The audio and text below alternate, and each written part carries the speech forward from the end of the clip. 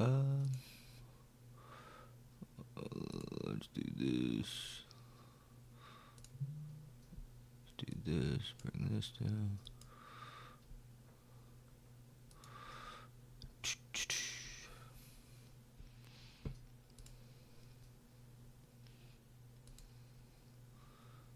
There we go.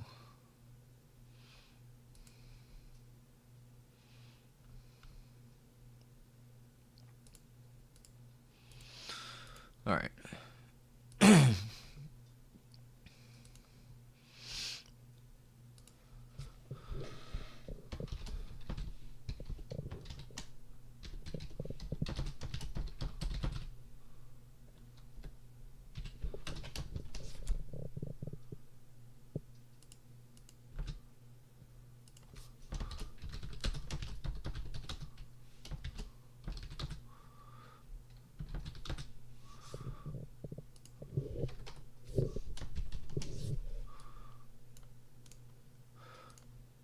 All right.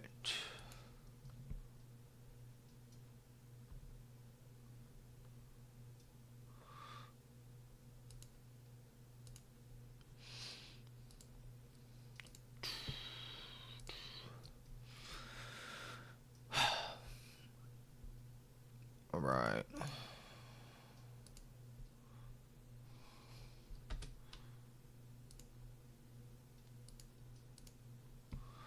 Cool beans.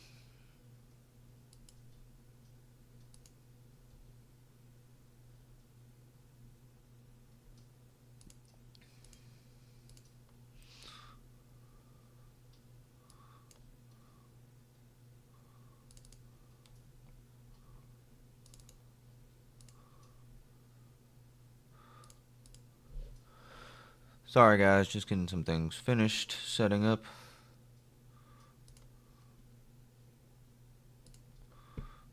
Everything seems to be working. Yeah, man. What's happening, dude?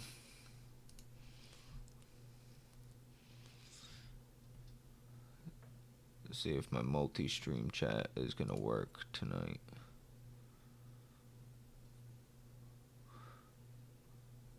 I don't want to pop out both my chats. Say something in chat so I know it's working. Multi-stream chat is annoying sometimes. Say hey, or hi, or what's up.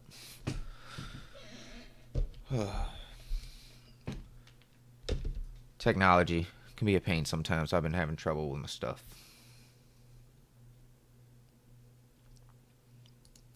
But good, keep it up. Everything sounds good. That's good. That's what I needed. That's what I needed to know. Cool. All right. Well, we're gonna play some games for a little while. Then we got a chess lesson a little bit later. Just don't see my pinned comments in here, but that's okay.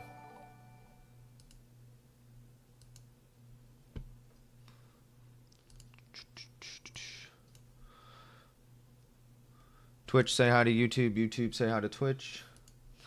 Let's get a game in.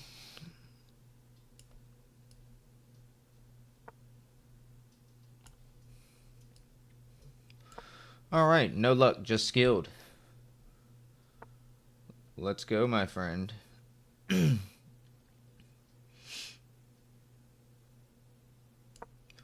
just going to play like a normal game. I think e6 here is a good move.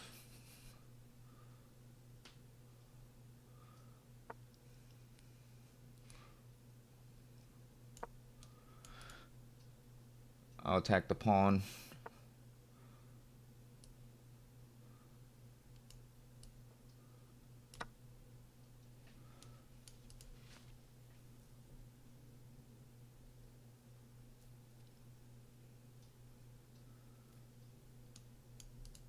I like that move because my knight can take back. If and that be what he does.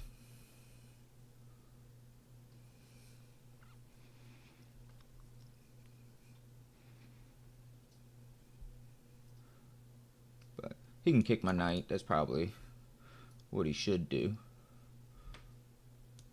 So he's attacking this square.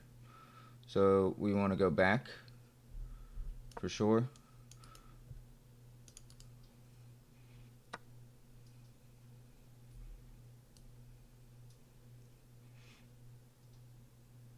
So we'll take.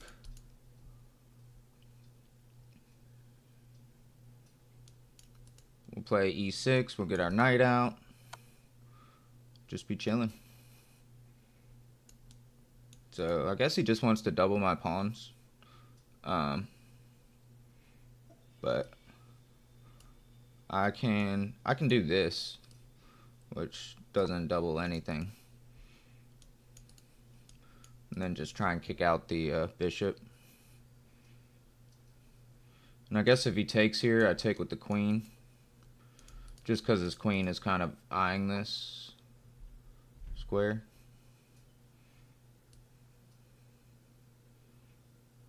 I can't do that because I'll hang a piece.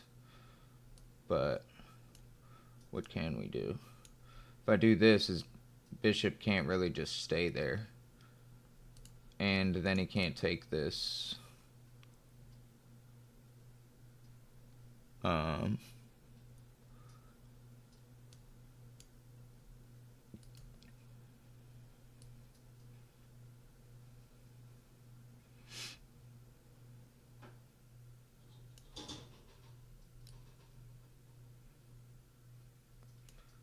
So the problem is if he just drops back, I don't really have another move from there.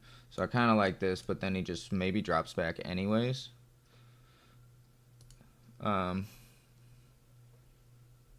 So hard to defend this pawn is basically what I'm trying to say. I'm going to bring the queen over to help defend the pawn. Try and get e6 in and castle. So we're attacking a bishop. He might take, and that's okay.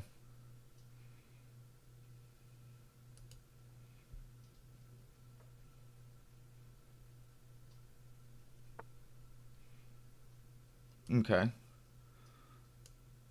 So he is defending.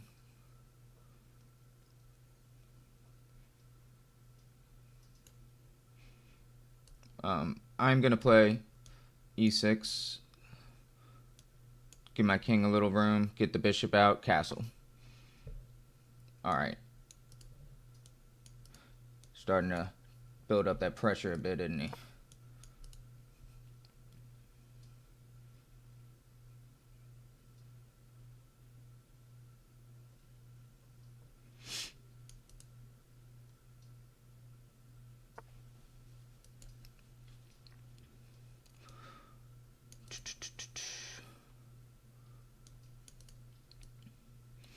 So, was he threatening to bring a rook there? If he does, I don't have a great way. Move the rook. Guess that's fine.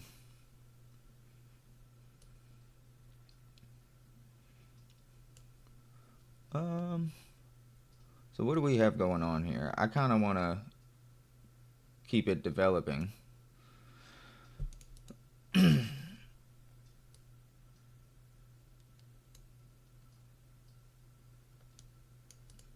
I need to play faster, though. That's for sure. That's for sure. I know I need to get off the file, so I think I should preemptively get off the file. I just don't know where to go. What's happening? What's happening? What's happening? I don't know what I'm doing. Just making up moves. Should have probably just done this to try and get castled.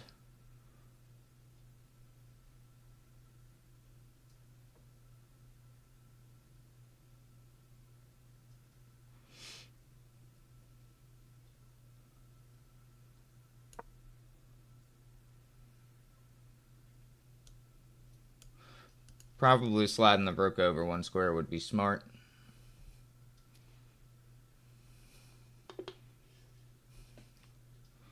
Queen A5. Yeah, I'm trying to get a little developed, and I was worried about my bishop getting developed. It just seemed like it might not ever get developed, so I was kind of having an issue with that in my head. But now that I'm looking at it, maybe not so bad. I do want to get this rook moved over, but I'm gonna just castle.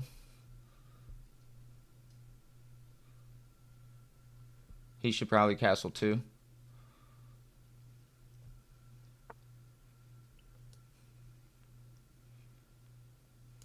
So he's attacking my dark squared bishop. He's also attacking this knight. If I take, he takes. I can win a tempo on the queen again.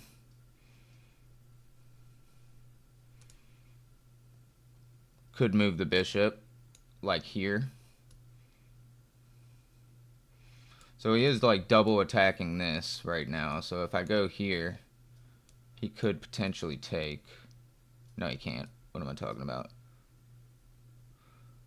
Is this a good move? I don't know though, because I mean he just moves his rook here, and then I don't know what I'm doing. So maybe I do take. He takes with his other knight though. Yeah.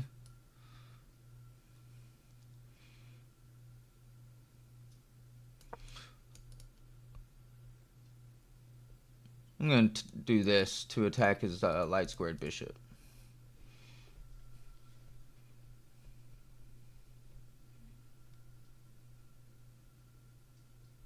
Also attacking the pawn.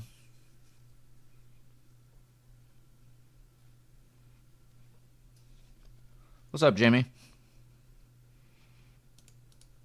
I don't think openings matter that much at 1,000 rated. They don't matter that much for me, and I'm under 1,000 in Blitz, as you can see, so...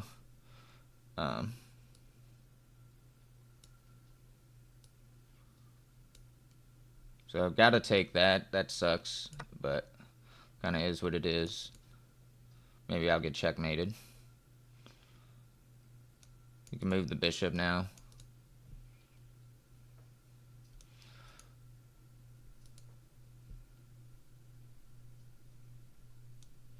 But this is a nice square for my piece now.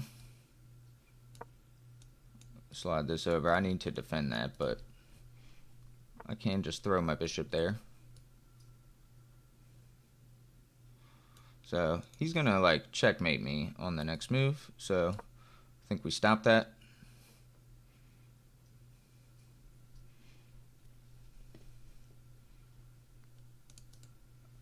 I think he's kind of got to take.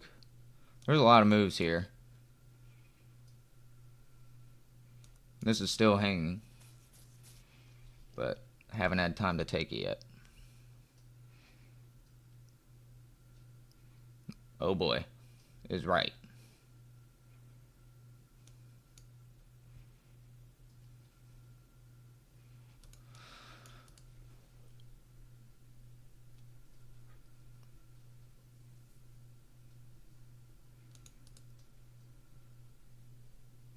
Oh boy.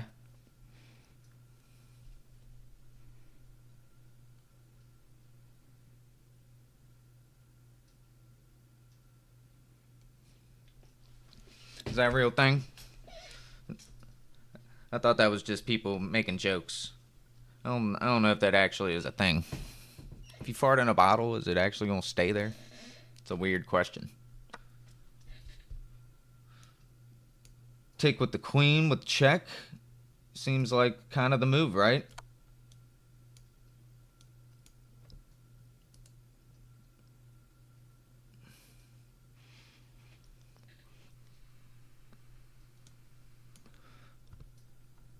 If he comes forward, it's not hang. Oh, he can't come forward. What am I talking about? He's got to go here or here. So he's got 2 squares. Or he can block. If he blocks, I'll still take that. That would be checkmate, except for he can throw a piece in front, and then, nah, he's got this still.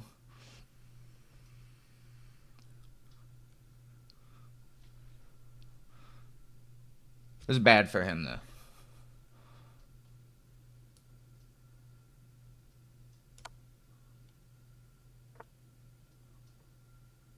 So this is hanging. I don't have another check, but I could just force the queens off real quick.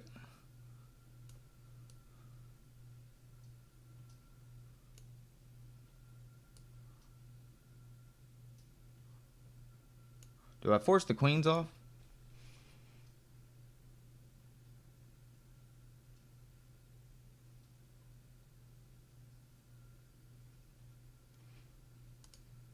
I guess I need to. Yeah, let's do that.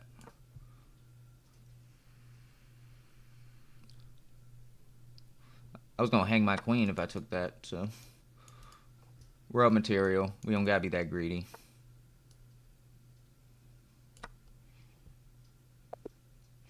Alright. He didn't see that.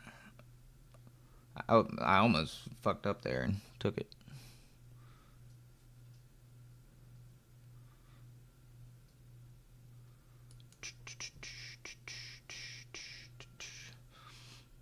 So we played a good game that game. We played with like 90%. I did have one mistake.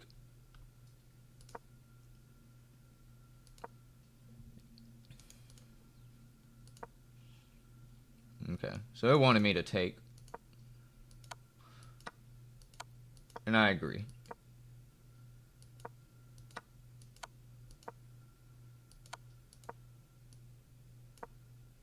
So apparently this is better just because it gets a pawn that it doesn't. This pawn's actually pretty clutch right here.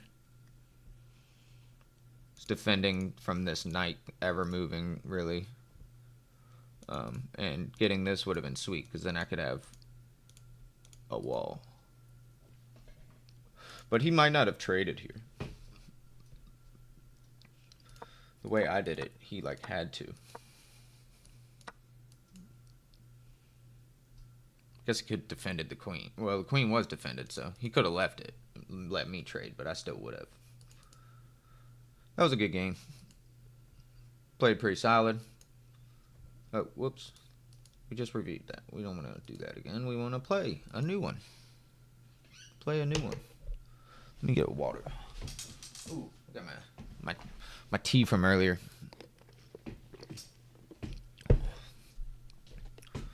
Ugh. All right. Let's try another Sicilian. Might throw in a few Caro Cons tonight if we keep getting E4 just to mix it up.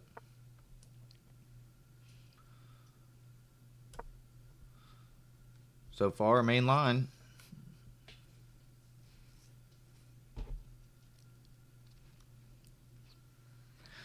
Yes, sir. 861. That's me. 8, 6, and 1. So I'm gonna attack this pawn. He could push it. He might do this though. If he pushes, we'll take. He'll take. It'll just be kind of a weird position. But that's okay. I can go to get rid of the knight, like, immediately, I guess.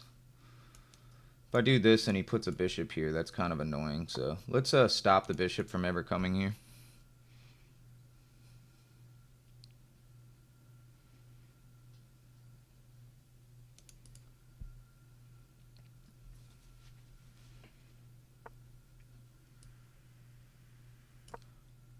So play like this. We'll get the knight to trade off probably for this guy.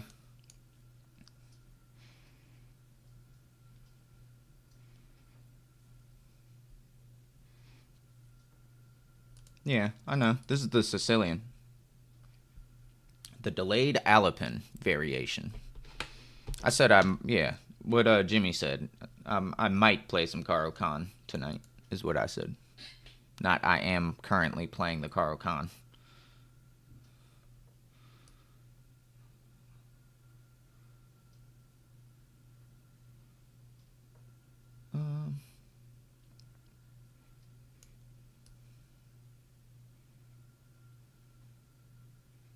So I don't know what his knight is doing there. I'm just going to ask if it wants to leave.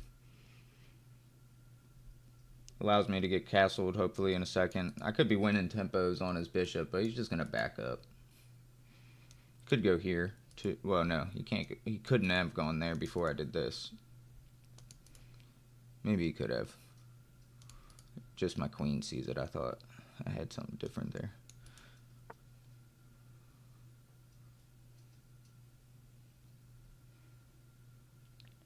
Yeah, I don't know what's going on with this dude. Do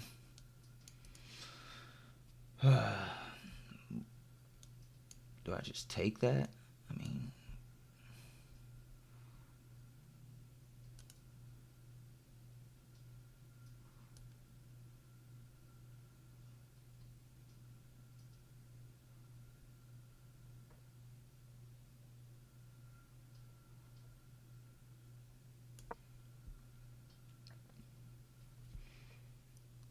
I'm not really sure what he's doing. Maybe I'm an idiot. I should just castle is probably what I should do. If I do this, does he just back up?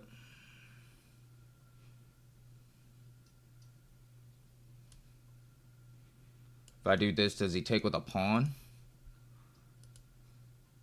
No, of course not, right?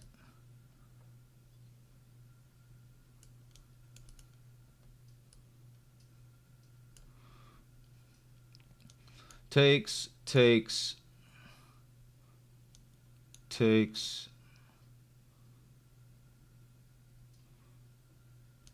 takes, takes, here.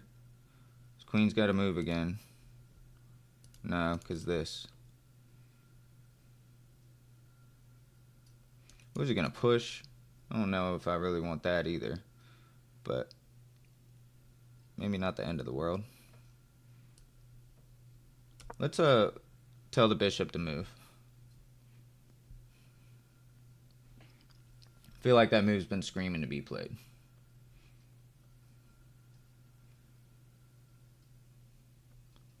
If he takes here, I'll take.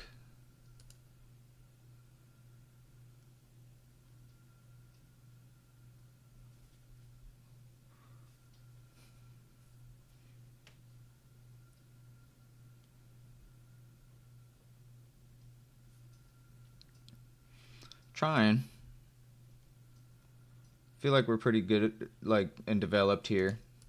B5 might have been a little overstretch. I don't know. I mean, I'm castling on the next move is sort of my plan. So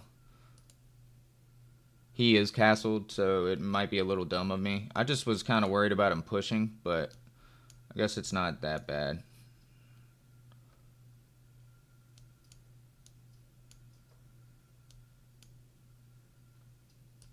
Yeah, in that case, it hangs this. So. Okay.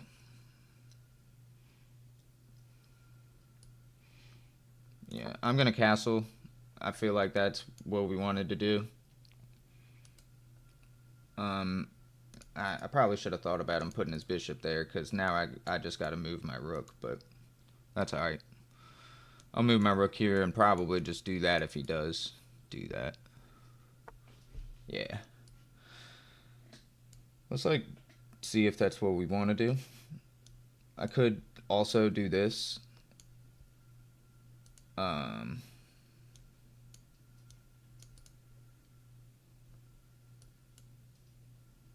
Yeah, I'm going to move the rook over. Just get it out of the line of sight. I don't want to leave that there like that. So. But I am also thinking about just taking this now. And then replacing my my knight.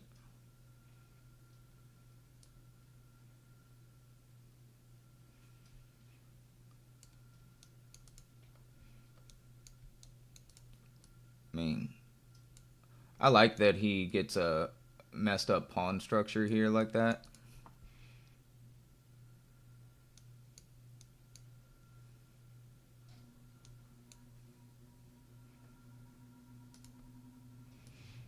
Yeah. I'm gonna take in the center and then throw my bishop over here. I don't know. We'll do this. We'll do this right. Do it right. I'm gonna take here. I'm going to play here maybe. No, I'm gonna do this first and then do that.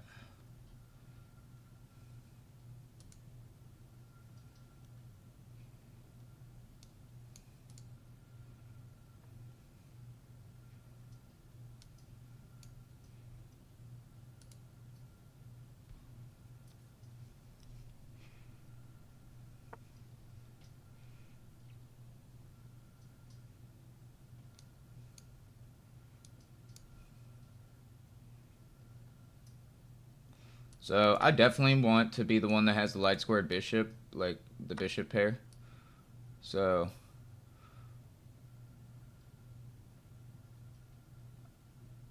I'm gonna get my bishop finally on the diagonal. He can put his knight here, but I'm gonna start to get my pieces involved. Maybe put the queen here, or I could come in this way. He still has his bishop on the back rank. I kind of was doing the same thing. I wasn't moving my pieces, so. Yeah, you're right. I do need to do something more like that. I agree.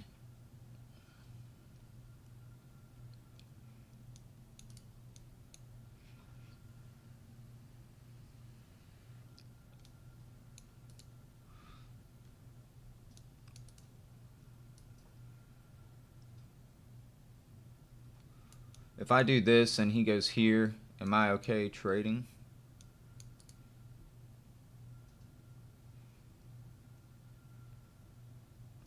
I don't think that I want to trade. But I also feel like my king might be getting a little exposed right now because he's got a lot of pieces coming over.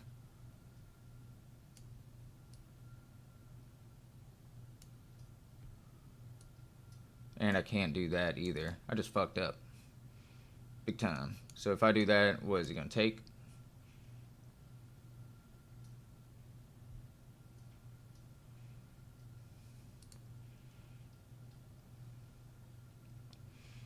What else do I have? Yeah, this doesn't work because he just takes.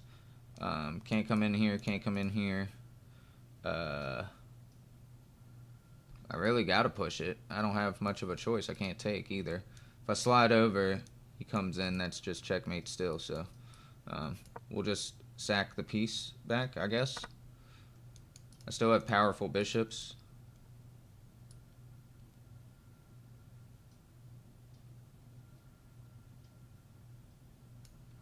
This knight being able to come in here is no good, so.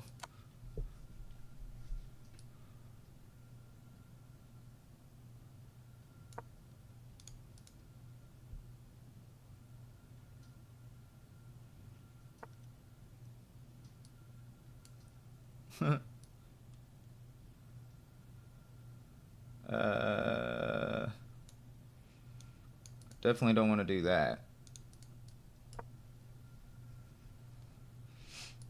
But maybe I can just pin that to the queen now. I want my rook to go here, but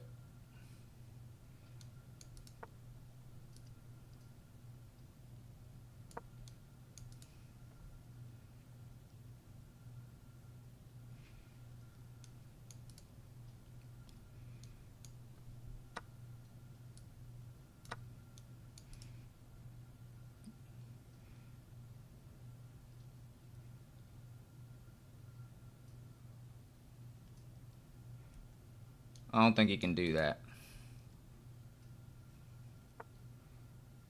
Maybe you can. Maybe you can.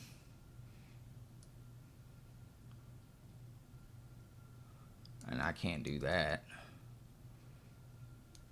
Can do this. If he takes, I take. This is getting a little not cool. If I push, though, all he can do is push. can't really kick this out now.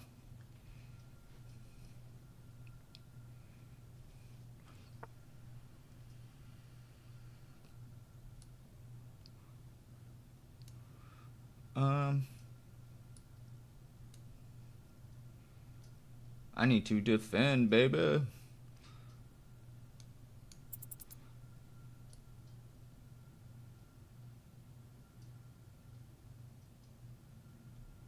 So if I go here and he just goes here, I don't have any time to do anything. So I'm going to move my queen here to get up in here. I don't know. Walk my king back.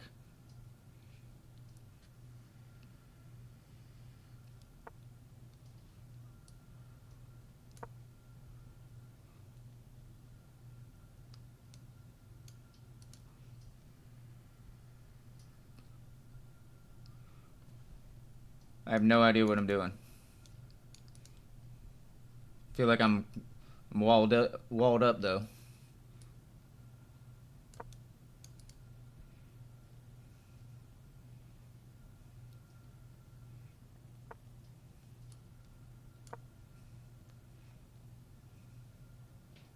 Should have just taken that. I don't know why I didn't do that.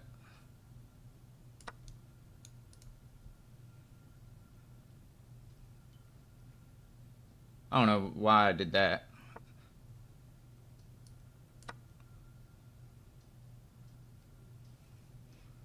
So he fell apart here. We got him. I can chill now. I can chill, I think. Sort of. Everything's defended. Sort of. Walk my king this way.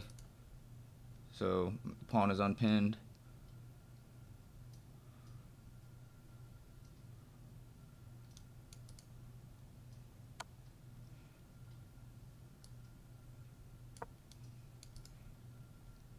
Wins a pawn. But we can also maybe do something like that. I can just do this. Where's he gonna get the...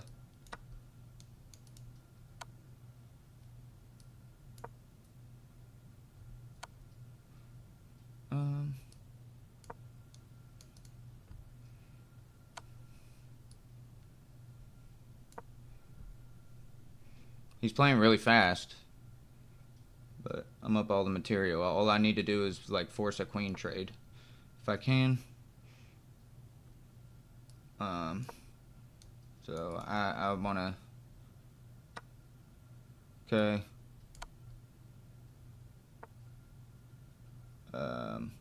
Be really cool if I could get a queen trade.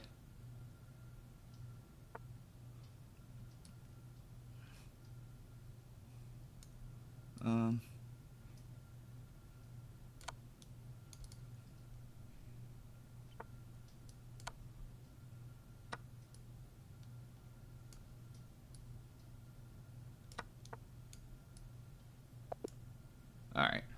I don't know why he was playing on with me like that, but we won. We got it. Woo woo. I probably missed a lot of stuff. I was kind of playing... He started playing fast, so I started playing fast, and I was missing all sorts of shit. But... that's why we're under 900 right now, because we're not playing correctly. Alright, we're getting like a Slav.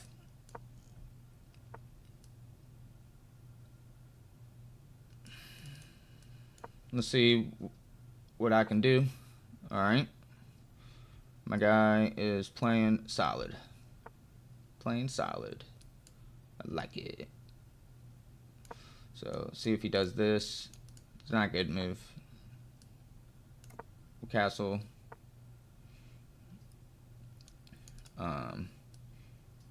We will get this knight out. We can take... Which way do we want to take? If we take this way, the C file's open for both of us. If we take this way, I have bishop prospects. Maybe I can play on this file.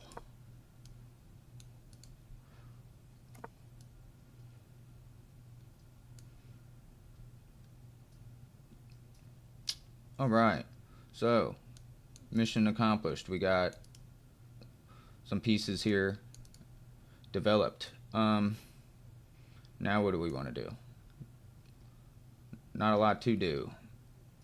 Just make little sliding proving moves. My bishop is not in the best place in the world, so I think temporarily I'm going to move my knight over there.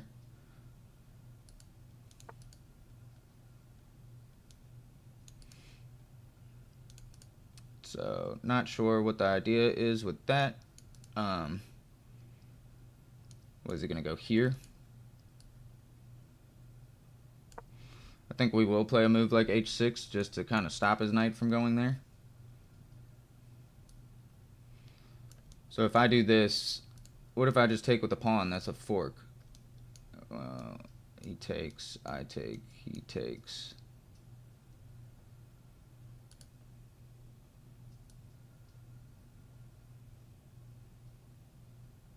I'm going to take, so we'll do that.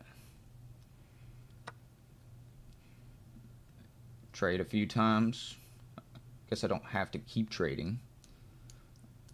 So if I take, he takes. I don't think I want to take again there. So that's for sure. But I could do something like this, which is just defending my knight. And then maybe take. And then I could even replace my knight if I ever wanted to. Could pin the knight, except that's check, so.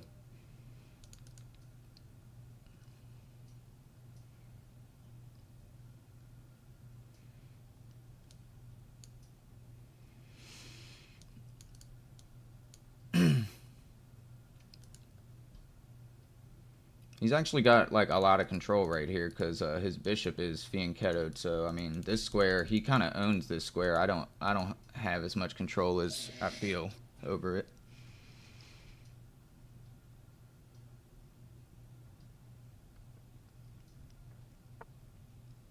Well, thanks. Yeah, I am like Nikki said, I am a little bit better than I guess my Blitz rating in Rapid, but I know they're two different games and I probably should be good at both if I'm going to be good at them.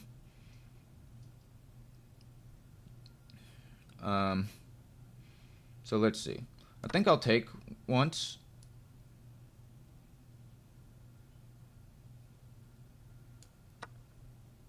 Alright, and I'll replace my knight just to hit the bishop. He probably won't take, but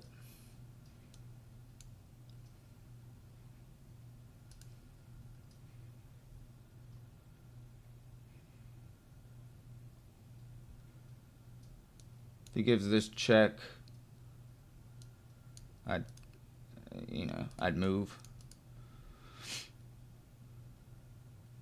Either h8 or f8. Okay. I don't have a good square for my bishop. Like, this kind of sucks because then I gotta commit to that. Or move my bishop. Which I don't like.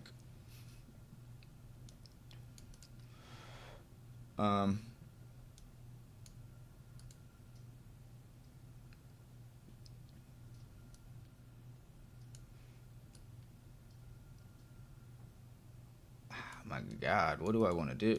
I can't go here. I don't really want to go here, but maybe it's okay to try and get here. Rooks are connected now. Maybe I can pressure this pawn a little bit. I don't know. If he pushes, I'll take.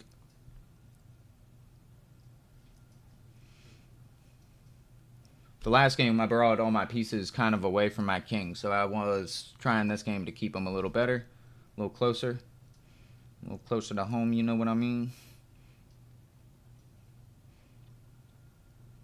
Yeah, so I think I want my knight to recapture, because I think that's a solid outpost for my knight, so if he wants to take, I'll let him take on my terms. I know I put the knight there, but I put the knight here originally, but his bishop and his queen had like a battery here, and so I was using it kind of as a defensive piece, so if he ever gave this check I would just take it. But now if he's gonna do it like this, I'd rather take with my knight, I think.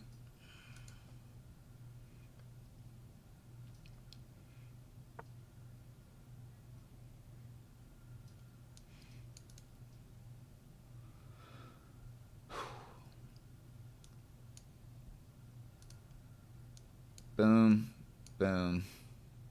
I don't think I want to do that. Could do this. Wins a tempo on the queen.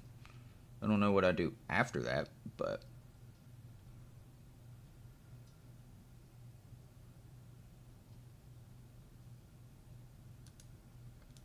if I take, he takes. Is that what's going on in this world? I'm gonna try and press the issue. He's got me on time right now, so. And my queen has not budged. I thought this might be a decent move. Wasn't sure, but. So I'm fine with this. It wins a tempo on the queen. We're blocking the pawn.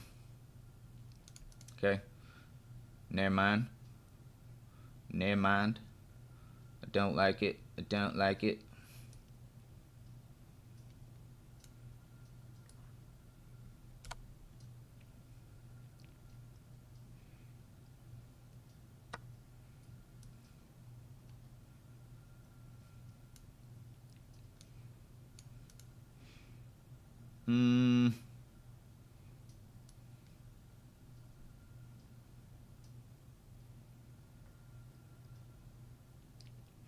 This is getting a little scary for me. Yeah, I gotta do something, so I'm gonna try and reroute my bishop over here.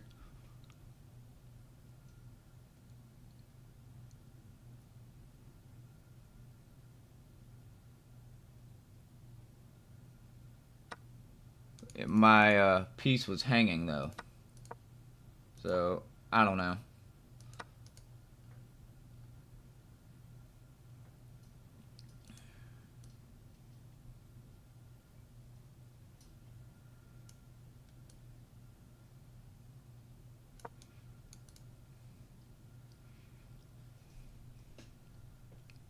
He can't like infiltrate. I guess he could try. If he brought his rook in, I would take, so he would just lose material that way, but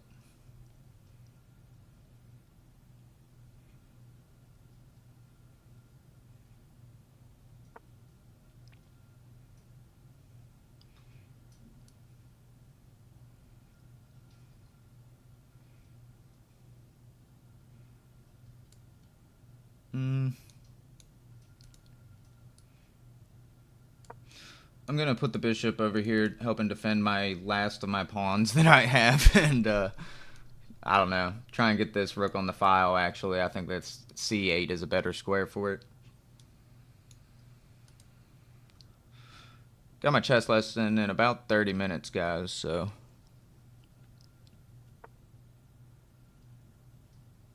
yeah, so I don't have to keep my knight here, so that's some of the point.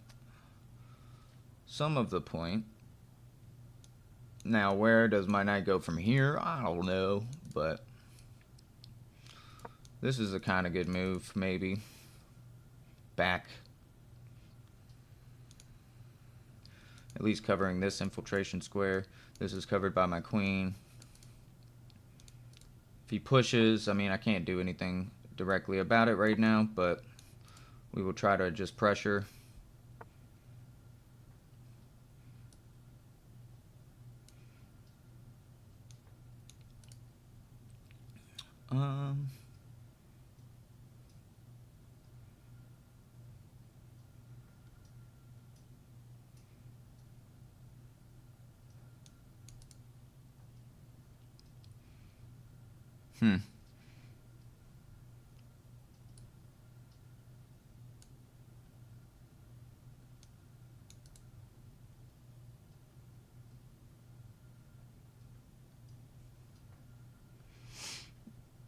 Yeah, this is hard for me.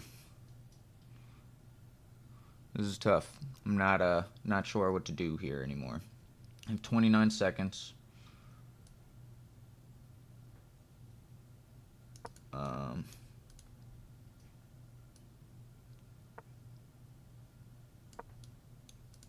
He's going to put his bishop here.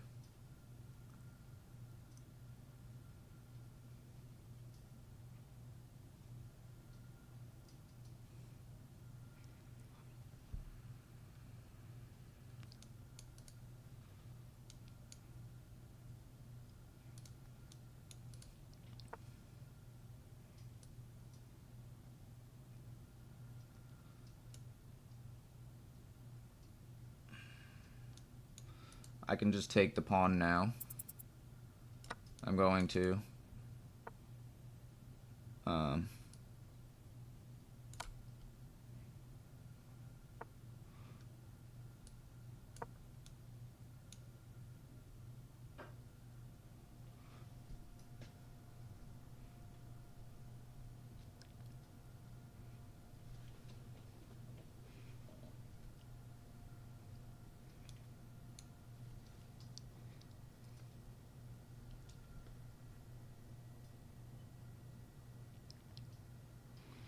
Oh, man.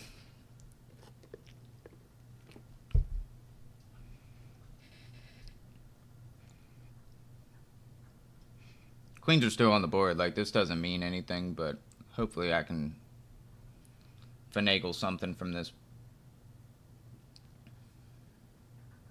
Because when he takes with the knight, I got this to worry about. I do.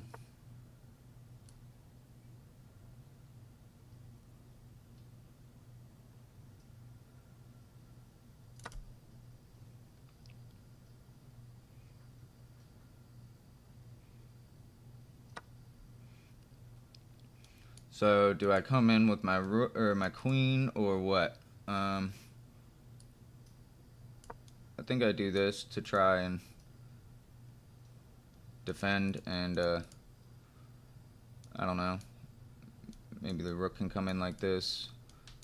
The knight's under attack right now, so if he does this,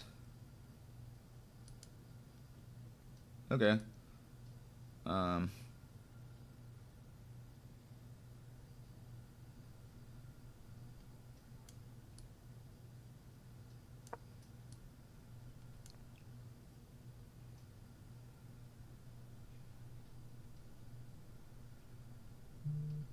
I'm probably fucking up here. There's probably a fork or something that I'm missing.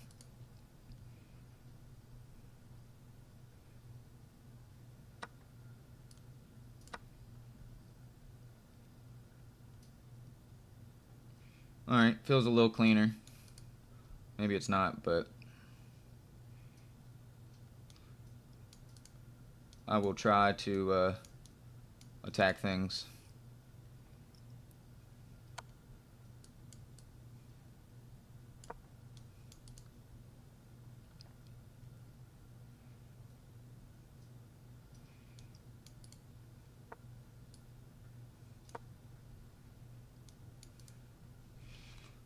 Maybe just playing rook d2 is better. I'm so low on time. Freaking out. Freaking out, man. Freaking out. He's gonna start just jumping. The jumpy knight.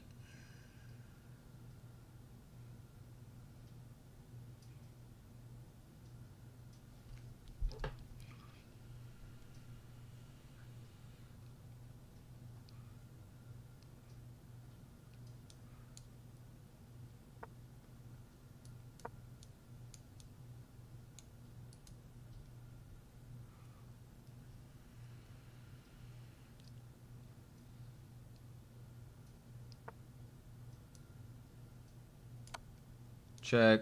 I can win that pawn. I can do this.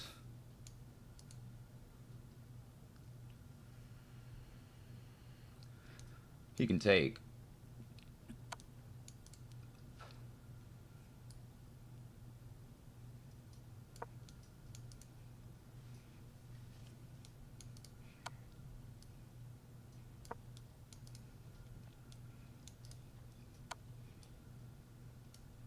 If I go here, what is he gonna do? He's kind of helping my king get out.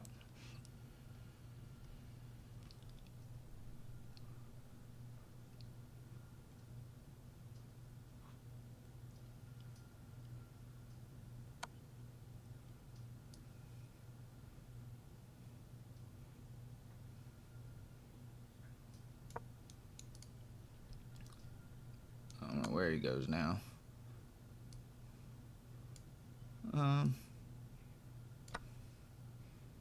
He wants the pawn.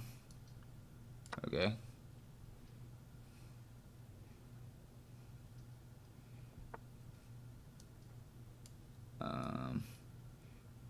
We'll do this.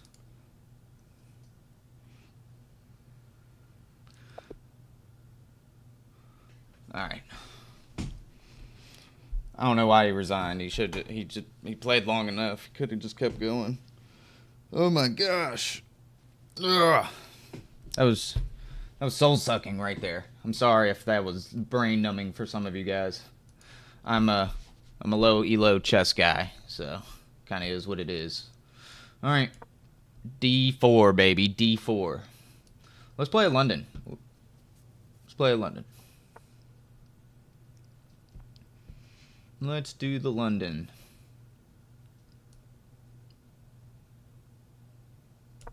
I'm going to play E3. Knight here is always kind of weird when it's in front of your c-pawn like that. So he looks like he wants to just take. So if I do this and he does do that, I take, he takes. I can actually just take. So I'm going to just do my normal London thing. That's a weird move. Blocks in the bishop. Does let out the light squared, or the dark squared bishop. But I don't know, dude. Maybe he puts the bishop there. I can't put my knight here now, so that's something.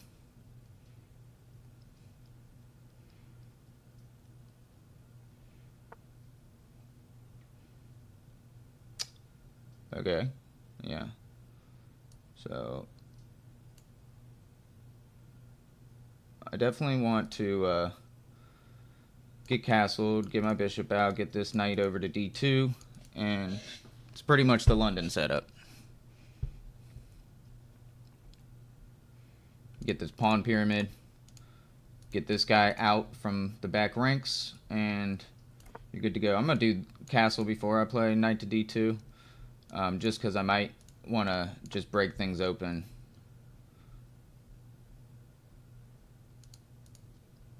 Yeah. So I'm going to play knight to d2 first, and I'm just really going to just put the pressure here.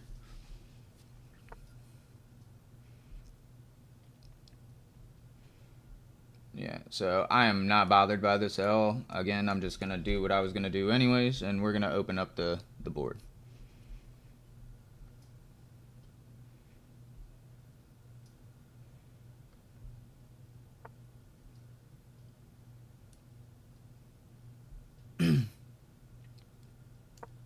So we'll back the bishop up,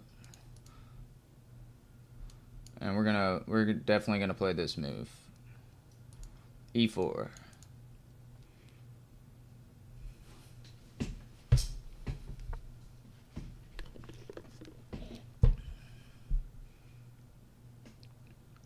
So again, I'm gonna just kind of ignore what he's doing, and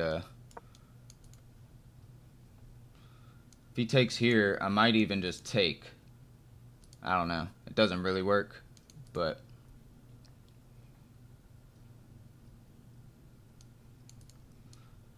I'll probably take back.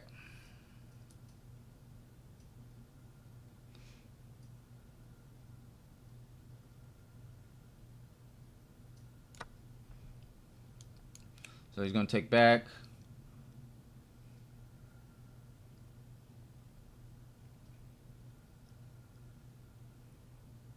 That opens up his bishop.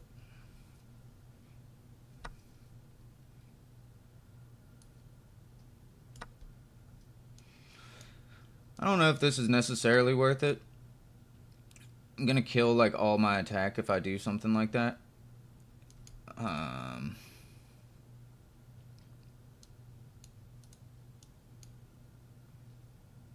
Don't really want to allow him to come in, though.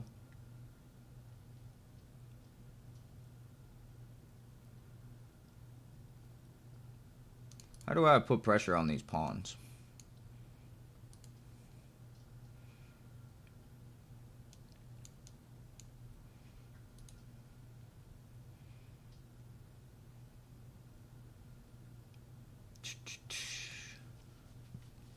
I haven't played the London in a while.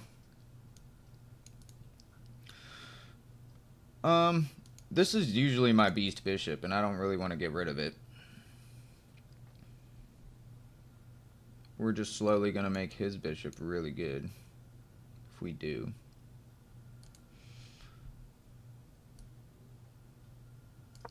I'm going to connect my rooks, play queen to c2. Hopefully this doesn't, like, end the world for me. I don't think it does.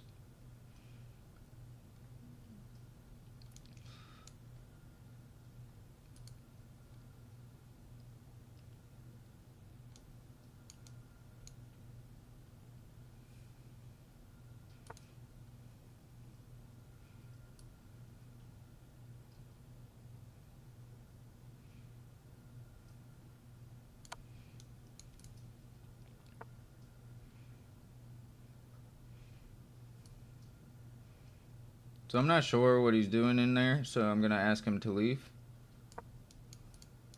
I don't know where he's going to go. Maybe back. Can't go here, so could go here. He's going to go here.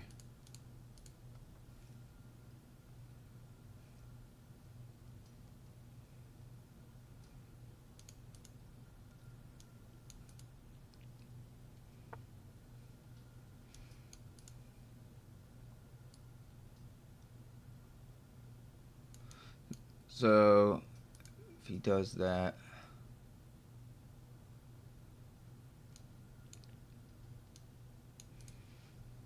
so if I do this, he can just take that. That's the issue right now, right?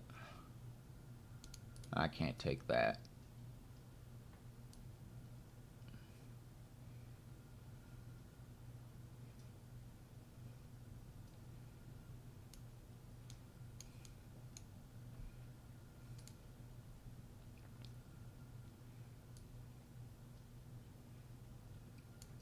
I can just go to try and trade off the knight.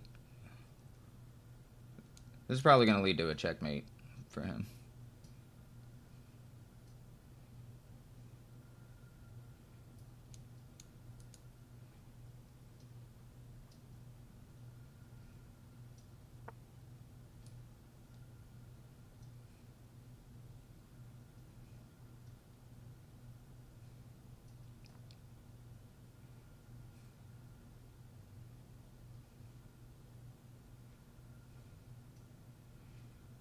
I'm just going to leave my bishop here to be annoying.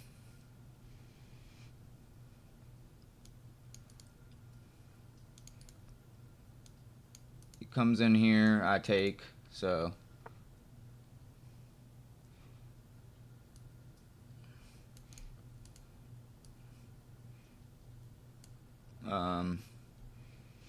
What do we do? Oh, he's going to put his bishop here. Is that what he's going to do? So if I do this, he takes, I take. That wouldn't be good.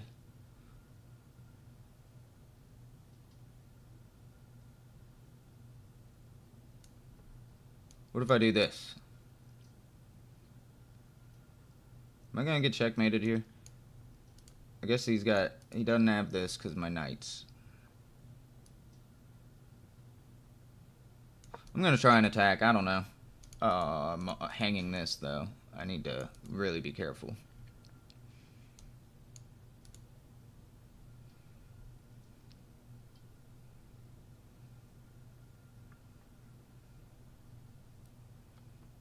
This is crazy.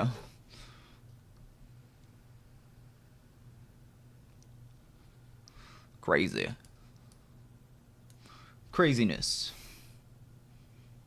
So we got about 15 minutes till my chess lesson, guys. If you guys want, I'll probably do it live. I think that was enjoyed by most last time.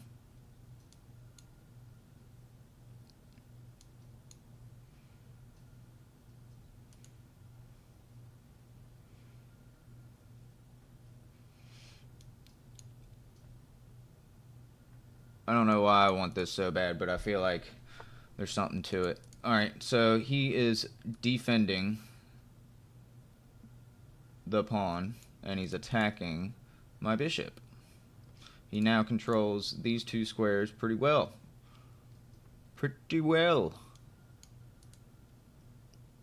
If I do this, he's pinned to this rook, though. Ah, but he can take.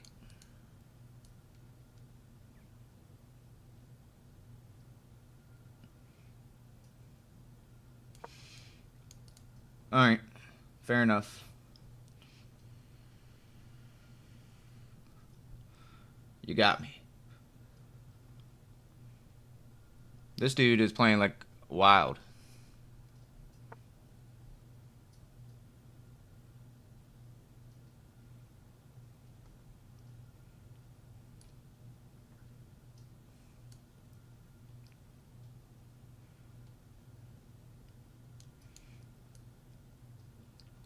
So I could still win this pawn, I think.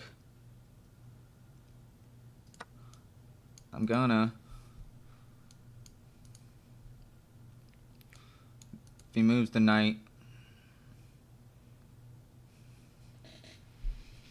I can take the rook.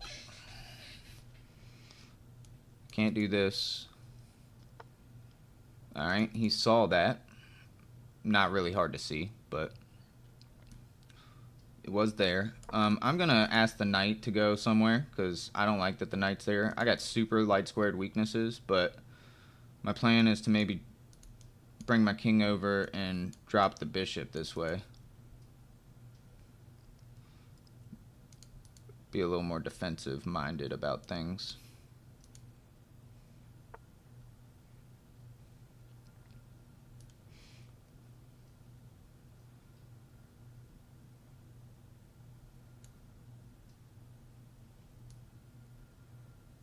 So I kind of want to rotate my knight to help guzzle up some of this. And then, I don't know, I can bring the king over. No, I can't because this pawn would hang. So, carefulness. So if I go here, I basically can't ever go.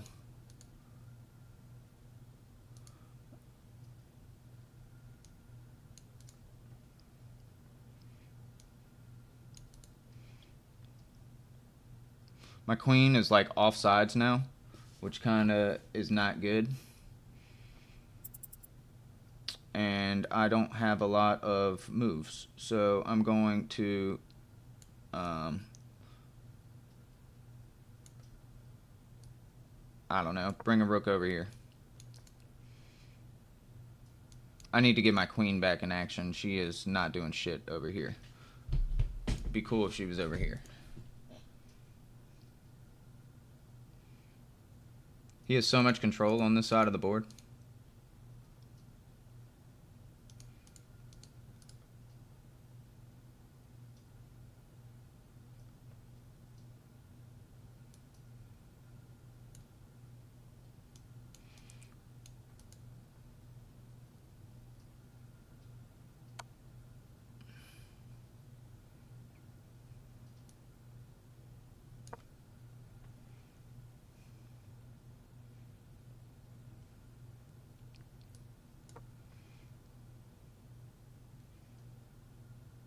Maybe he found the cheat code. I don't know. This dude's playing like a beast, so something must be up with my chat, because I don't see chat. So, oh my god, we have so many freaking...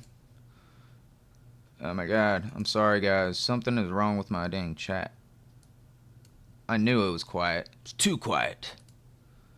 Oh, I only have 5 seconds. Let's see. What do I do? What do I do? Boom. Oh, I just hung my piece because I didn't pay attention.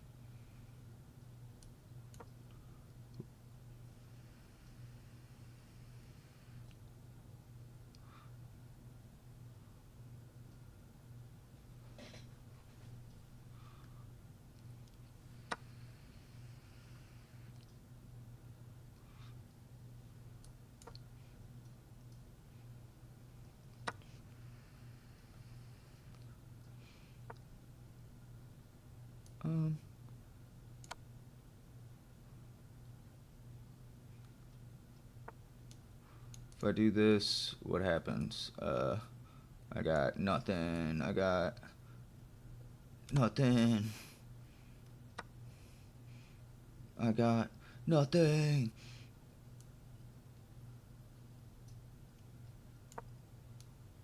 I don't know what I'm doing. About to get destroyed, though. That's what I'm doing.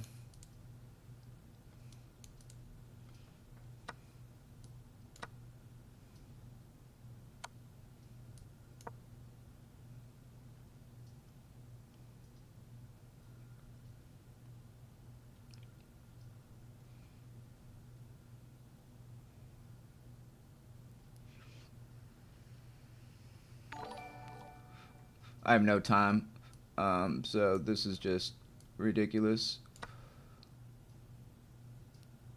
I needed to take that. I don't know why I didn't do that. No time. Ooh, it's thundering. Hopefully nothing happens for our game. Let's see if I can't get one more real fast. I'm going to play this one quick. Let me do a different time. We'll do 3-2. I don't normally play 3-2. This will be for all the bazingas, all the gems, all the game coins right here, all the marbles.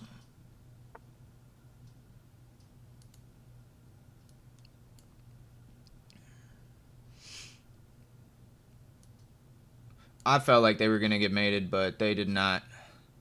They did not, in fact, get mated.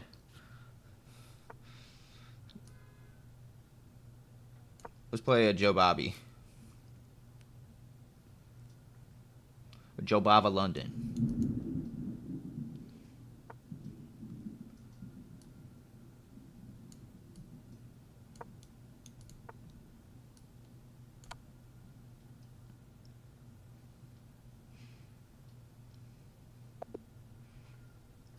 Well, that was an easy, fast game. Why'd he do that? What the heck? King draw? Yeah, that was crazy. What the freak? What was that?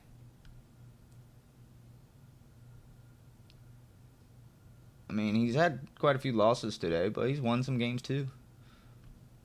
I don't know why he did that. We're about to have our chess lesson here in about 5 minutes, so we're just gonna rap for a little bit and probably start the chess lesson here in a minute. I guess I should probably get my Discord up. That's usually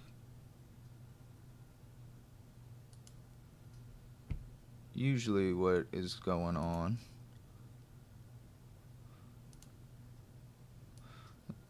Sorry about my chats, guys. I don't know what was making them. I actually do not know. It's usually a surprise for me. We kind of just get into it, but I will post my coach's stuff here so you guys have it.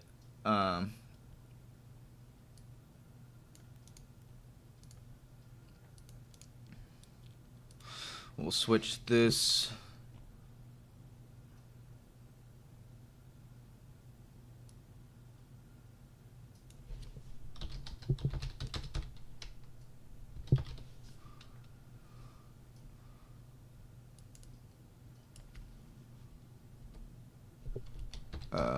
Sorry.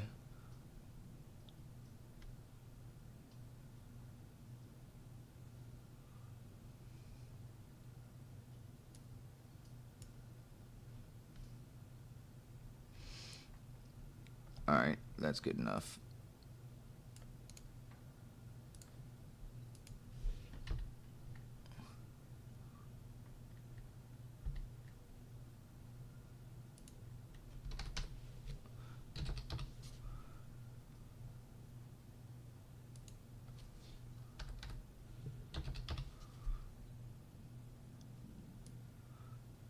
Alright, sorry guys, I was getting a new comment to, we're going to pin his information in the comment now. It's going to be the new pinned comment. Replace pinned message. All right, and we're gonna do it in Twitch as well. Pin this message, manually pin, okay. New message pinned, nice. All right, cool.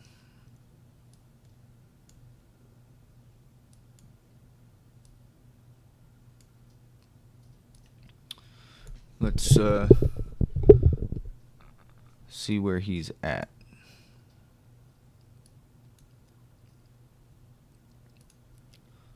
Whoa, man, what am I doing? Flubbing over here. Technology is kicking my butt today, boys.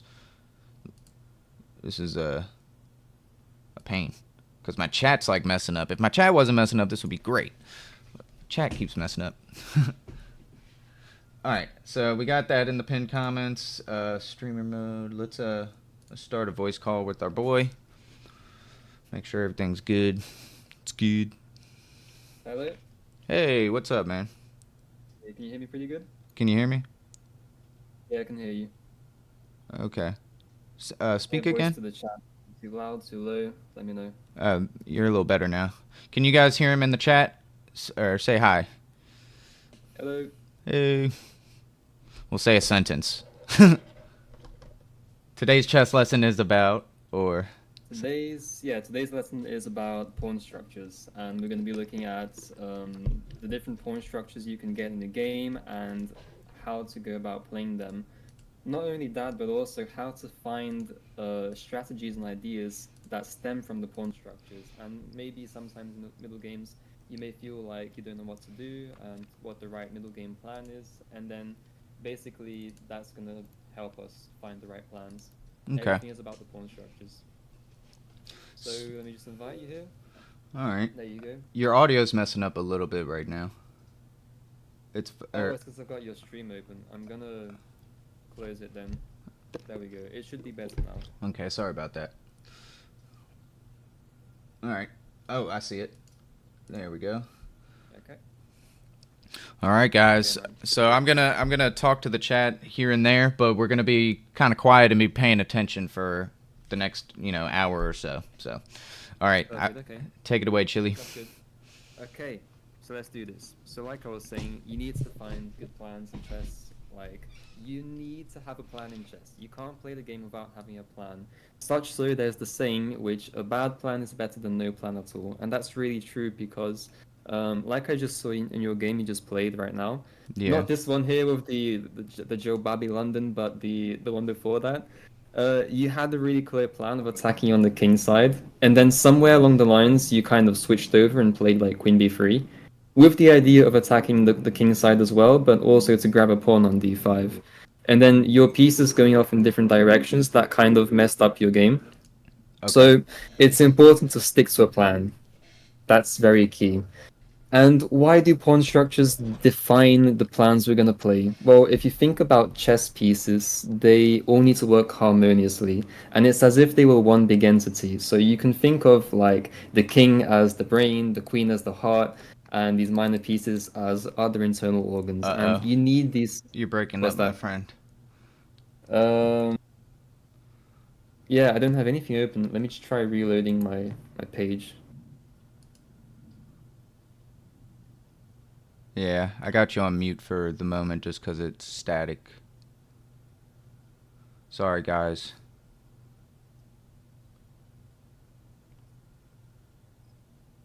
Yeah, I can't hear you, my friend.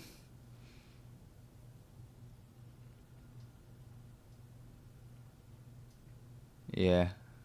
Try and fix it. Okay. 1 sec. I can hear you right now, but you're still, like, fuzzy.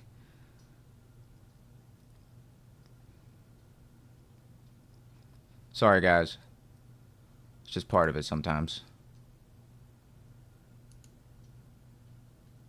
So I'm fuzzy to you? Or... Oh, now you're good, but like you did just have a bad moment there. I couldn't I didn't want people to hurt their ears. And also I couldn't hear you either. Like you went out too. So. Yeah, I'm not sure what that's about, but hopefully it won't happen again. Okay. We'll see how this goes. So yeah, we need to think about as I was saying, our king would be like our mind, our heart, other internal organs, but they're all vital for our survival, right? So they need to be working together because you can't be doing one thing with one hand and doing something else with the other hand and just do both really well. That just doesn't happen unless you're really super gifted or something. But okay, so these would be your organs, and the pawns would be kind of like your bones in a way. And for you to play this move, let's say, this is a very like easy way to explain this. You need to play this move here to play bishop getting out, to get the queen out, and to move other pieces. You'd have to play like this piece to move this bishop out. So everything is determined by which pawn moves, how they move. So everything is pawn play, basically. That's a really huge aspect of chess. And I'm gonna try and show you today how the best ways to go about this is. So this is a game between Kasparov and Sokolov, and Kasparov is playing with the white pieces here. And we start off with e4. And just before I start off, it's important, I don't think I've said this before, but when we're studying chess, it's important to look at both e4 and d4 openings.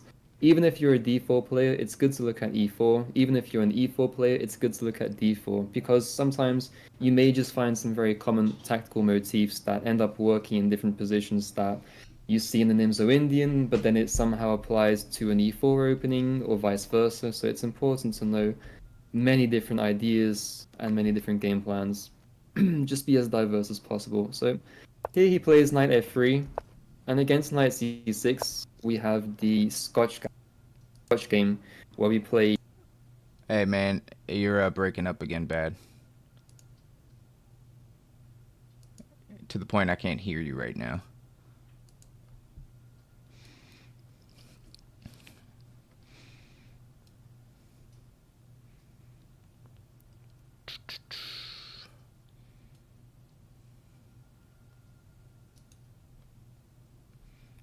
Ooh, ow, that hurt my ears.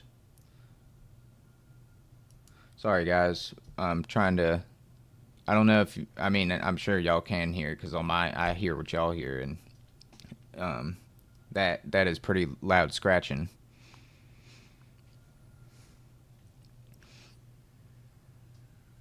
Is mic upside down? That's funny.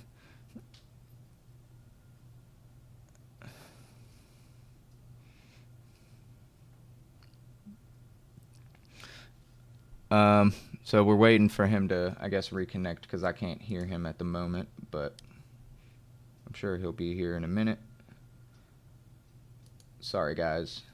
Sometime this is why we actually used to do our lessons at 5 o'clock, and then moved them to 7, just because I think in his area of the world, it's a little slower paced.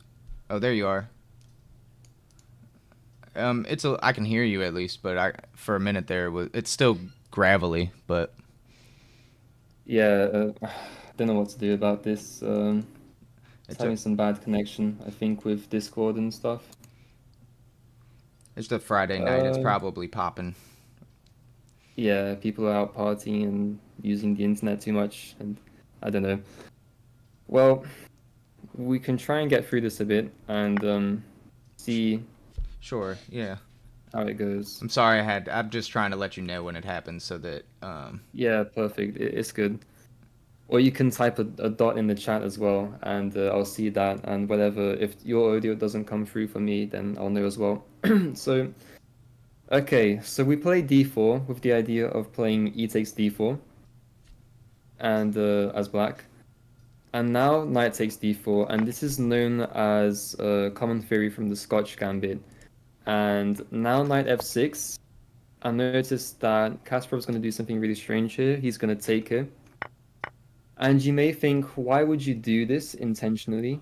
And the reason you do this is something you see a lot in the Sicilian when you play the dragon, which is people want to play e5 super early and just try and gain some space and say this is good for white, for gaining more space and kicking your knight out.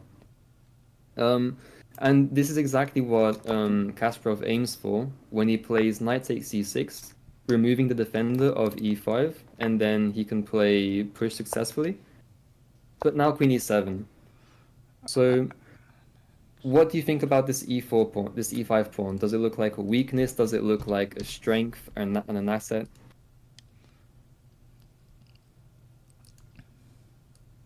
Yeah, let me know when you can hear me.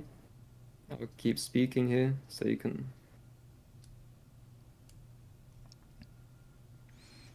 Hello? Uh, Yeah. yeah, How I is it can. now? It's gravelly. I'm sorry. I lost you for a second. I'm trying to see if it's on my end because I saw somebody in chat say that my thing cut out, and I'm wondering. I don't think it's on my end. I mean, my internet looked good. And then, can I you hear mean, I do me? have 3 bars here. Yeah, I can hear you. I do have Okay. 3 bars here. Is that good? Is that the most bars, or is five the most? Yeah, like this on Discord, right? Oh, no, Yeah. it's not 3. It's yeah, but my ping is really low. So I got you. Yeah. You sound good right now. You just keep. You remember we used to have this kind of happen at the 5 o'clock time, so it's kind of the same right yeah, now. this was because I had like too much stuff open on the computer, but it should be good now. I've literally just got this one page open. Okay. Well, maybe it's on How about my end. now? Can you hear me? Is Yeah. it gravelly? It is getting gravelly. Yeah, I just turned on the engine and that's why it got a bit gravelly. So Okay. I mean, it should not be like that now. Okay. Um, well, anyways, okay. So now, what do you think about this pawn? Is what I had asked you. Does it look like a strength or a weakness? Well, it is pretty terrifying that it's pinned to your king like that, but I think you'd be able to. You don't have your knight to go on f3 anymore, but you might be able to try and defend that pawn. Because you can't take the knight right. I mean, it's attacking a knight, but it's pinned to the king, so you'd either have to block the path of it, or I don't know. It looks like it could Yeah, be a strength if in the right hands, maybe, because I think you perfect. could defend it. And we can defend it. We can actually do both things you said, which is defend it and break the check, which is by playing Queen E2. Now, Queen E2 is very edgy and strange, and people shouldn't play like this, but it's in order to justify this. And Kasparov is someone that plays like this a lot. He makes really committal moves and goes for like huge kingside attacks. This is very down his alley. And he will try and justify it through calculation and playing what he sees on the board. And so Queen E2, you of course have to move the knight now. And then here we want to grab some more space because notice that the knight is defended by a pawn. However, it's defended but can be kicked out again with c4. And this is very common and familiar to the Alekhine's defense. We'd play something like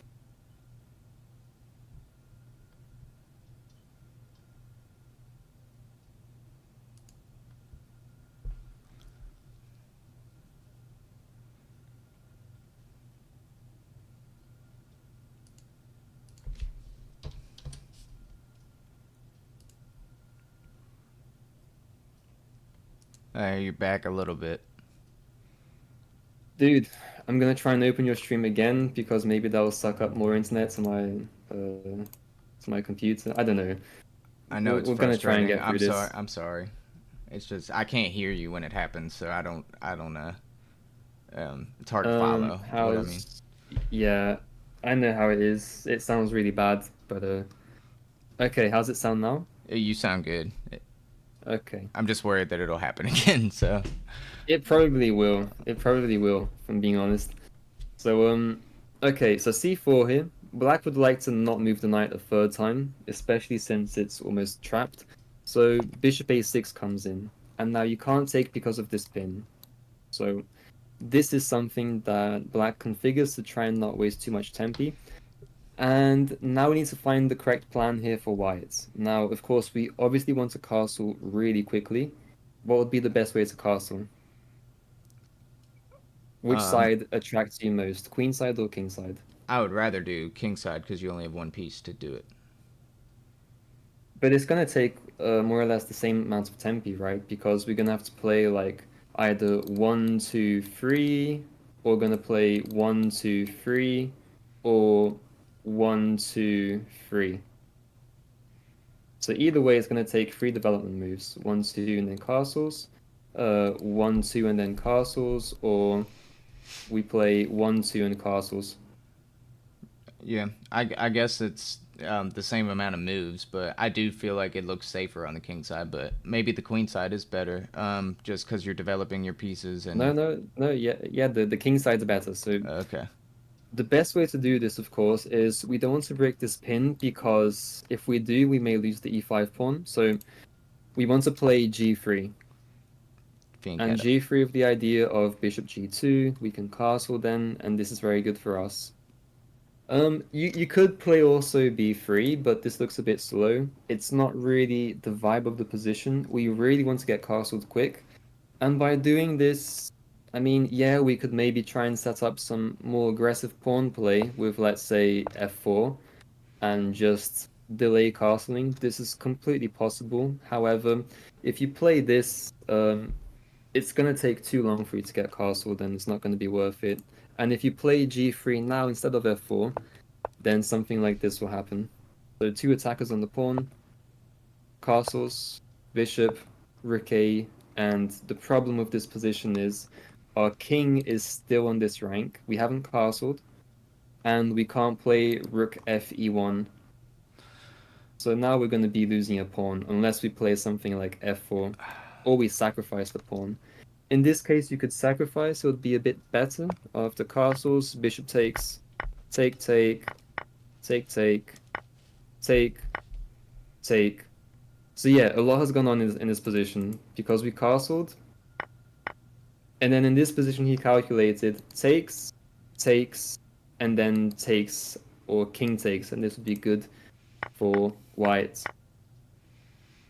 Mainly because we've got 2 pieces for a rook and a pawn. So basically, material is +1 for black. However, this is not going to be as good as this and this working together. And then these basically mirror each other, so they cancel themselves out. But it's easier to play with 2 minor pieces than just 1 minor piece, because they can coordinate together and they can put more pressure on pieces. So it's really good to be in this position here as white. So this doesn't happen. We just play castles because we don't want to trade down into an endgame immediately. So g6, b6 now because we're gonna castle at the same time. Oh wait, he didn't do that. Okay, in the game, for some reason, he changes up the move order and he plays castles only now. So this is exactly the position we looked at earlier. And here Sokolov plays with knight b6.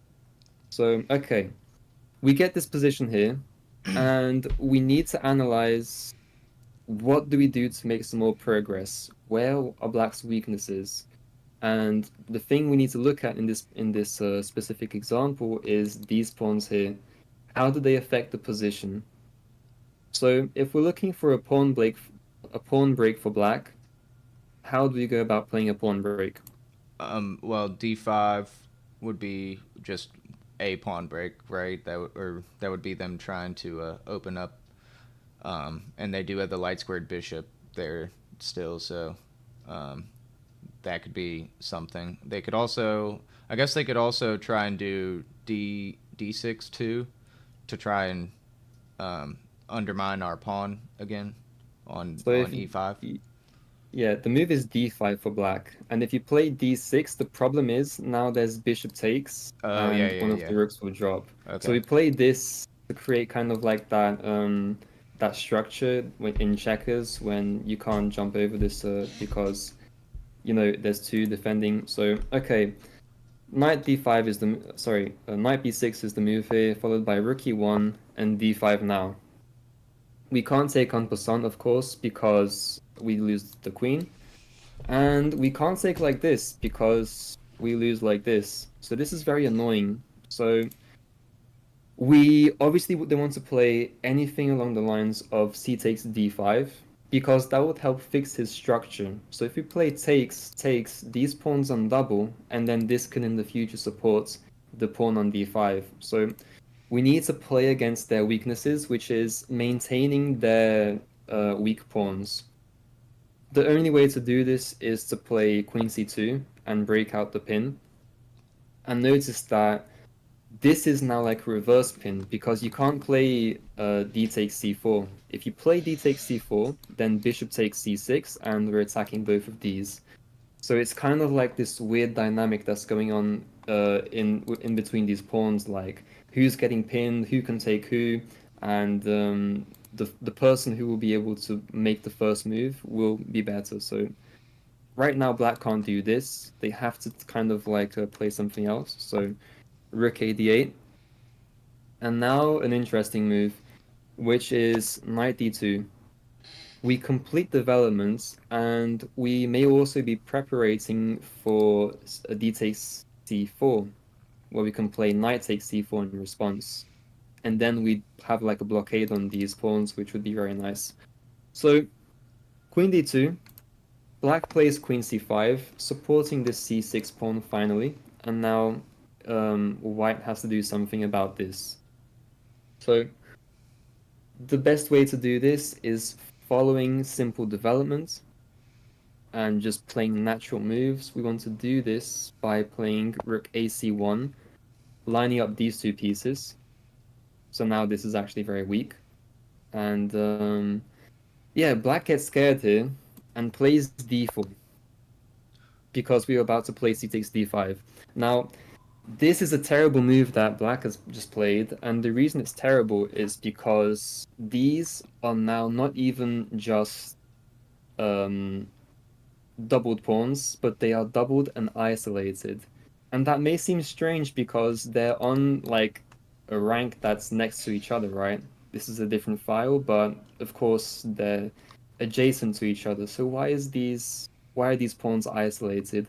The reason why they're isolated is because they do not make contact, and with these pieces configured in this way, there is no way for you to actually go about creating one pawn chain between these two pawns. You'd have to play this, but this isn't available. So we say that this is like a temporary pawn island, or better yet, two separate pawn islands temporarily. And now we need to just find a way to punish this. So which pawn looks weaker, the d pawn or the c pawn?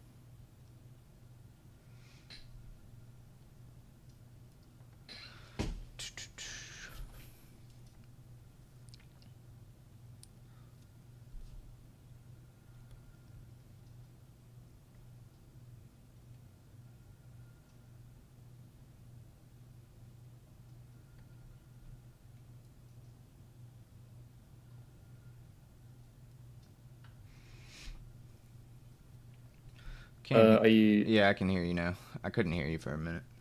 Oh, I was just sorry about that. I was just saying, which pawn do you think is weaker, the d pawn or the c pawn? The C pawn is probably the weaker one right now. I don't know. I see that we're attacking still the D pawn. They're both really weak. Maybe. Yeah, I still feel like we could. I think we could attack the D pawn more times. Yeah, and the reason why we can attack the d pawn more, it's because it's further pushed up. Yeah. The further pushed up a pawn is, the easier it's going to be to attack. So ideally, we want to attack this d4 pawn. And notice also that when you play a move like d4 for black, it's not just a blunder, it has some idea behind it. And the idea is you want to play with these two pieces, three pieces actually, and attack this pawn. Yeah. So we would need to go about defending this, and if we can defend this and attack this at the same time, that's perfect. Yeah. Which Queen should to lead us E4, to right, or something like that, maybe. Queen e4. I'm not a fan of because we're walking into a pin, and maybe there's some ideas of f5 or maybe even f6, and Okay. that could get very annoying for us to deal with. So the knight So F3 maybe. yeah, Okay. knight f3, Okay. and we defend the e pawn. We're attacking the d pawn, so now he has to push d3, and after d3. We'd love to take this pawn, but we can't take it now because the rook is defending. So this is secure for now, but we can blockade it. And when we blockade like this, we're just stopping them from pushing any further. And for the pawn to reach from d4 to d3, it had to push another time. So now it's basically lost. it's really hard to defend this pawn now, and you can kind of intuit that this pawn will be dropped maybe after doubling of rooks, perhaps. We could double up like this and take, and that's really good for our rooks to play. So, queen d2. All that's left for black to do really is improve their pieces because there's no way to defend this pawn any further. So, bishop c8, and maybe the idea of bishop c8 is to play bishop to f5, kind of trying to defend like this. So, black will try and hold on to this pawn and fight for it, which is exactly why we have h3, controlling a bit more of these light squares around the king side. Now you can't play bishop g5, bishop g4, which would be kind of annoying. And if you ever play bishop f4, maybe we just play g4 straight away, maybe, or something along these lines.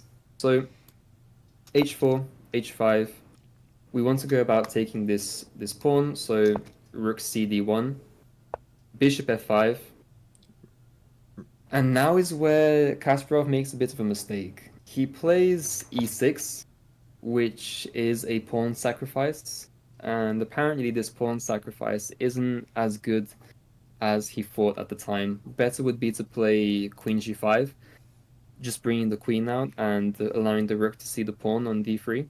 So queen e7, queen f4, we don't want to trade queens. c5, because the pawn was hit, this bishop was indirectly attacking this, so c5 beforehand. And c5 also stops the idea of knight d4. So kind of keeping white's pieces at bay here as best as possible.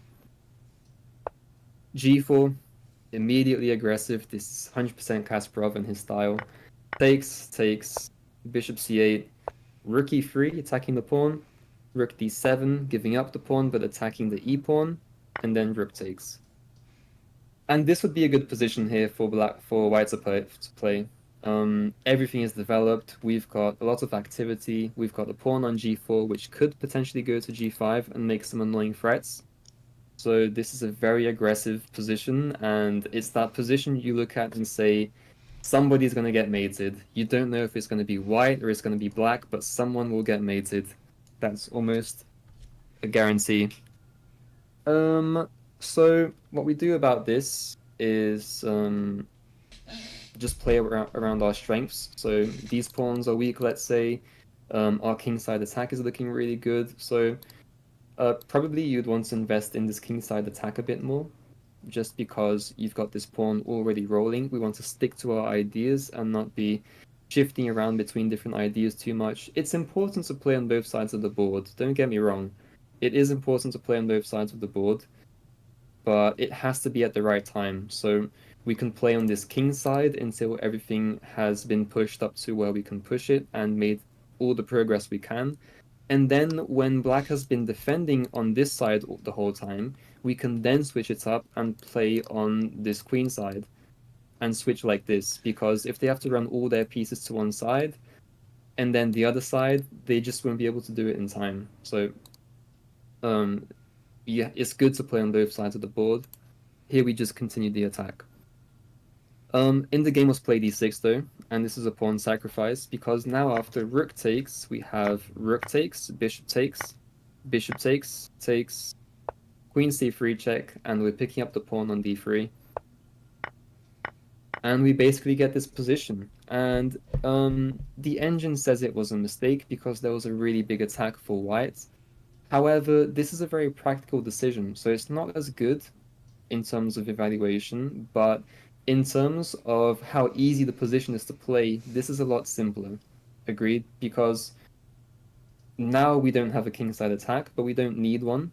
All we have to do is play on this queen side and attack these three weak pawns. You've got doubled pawns on the c-file, you've got an isolated pawn on a7, and there's just not going to be a clear way to defend all of these weaknesses.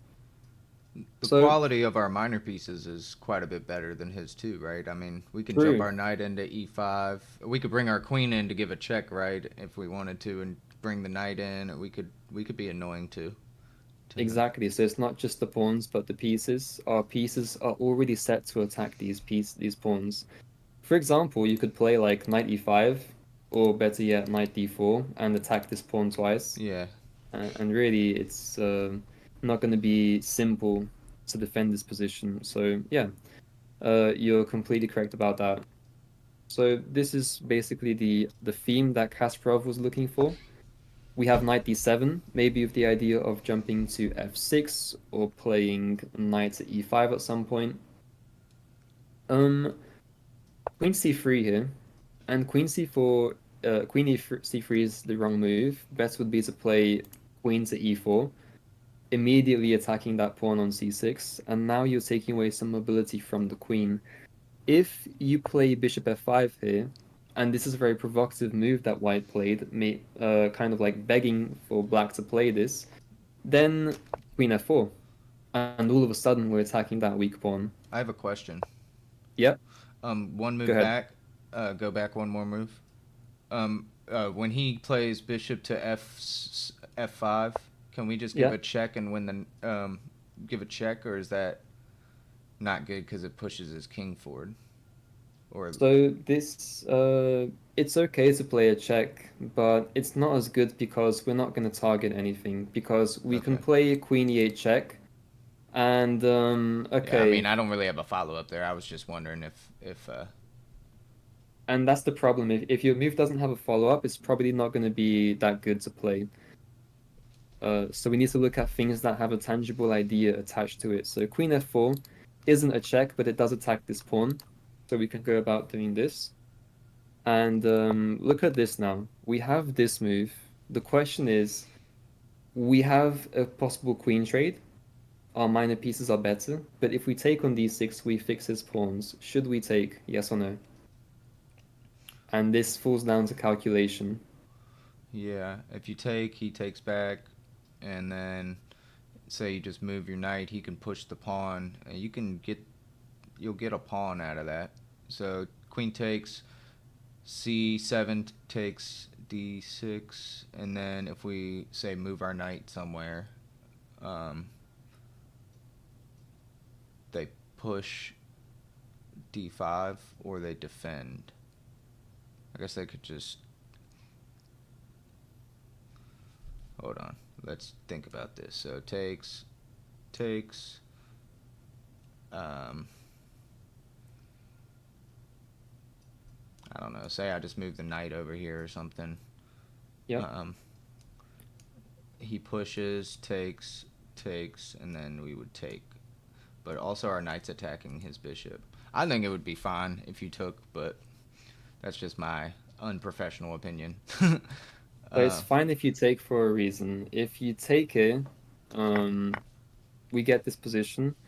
And this is the key move that you said, knight d4. And the reason why it's the key move is we're attacking both the c6 pawn and this bishop on f5. If you move the bishop, then we're going to take on c6 and be very happy about the position. I mean, even if you play like bishop b1 here in this example, we can just possibly even defend the pawn first and do something like this. Or we can take here. It depends what calculation would work out the better. So maybe even this and go back, really. So, okay. Knight d4, and we're attacking both things. So bishop b1 isn't really that great. Bishop b6 isn't good. We can't go to any of these squares, basically, because just anywhere we go is not safe for this bishop.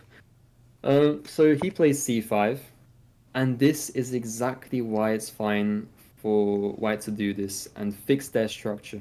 We fixed these pawns here because now we're going to create a weakness over here. And this is really good.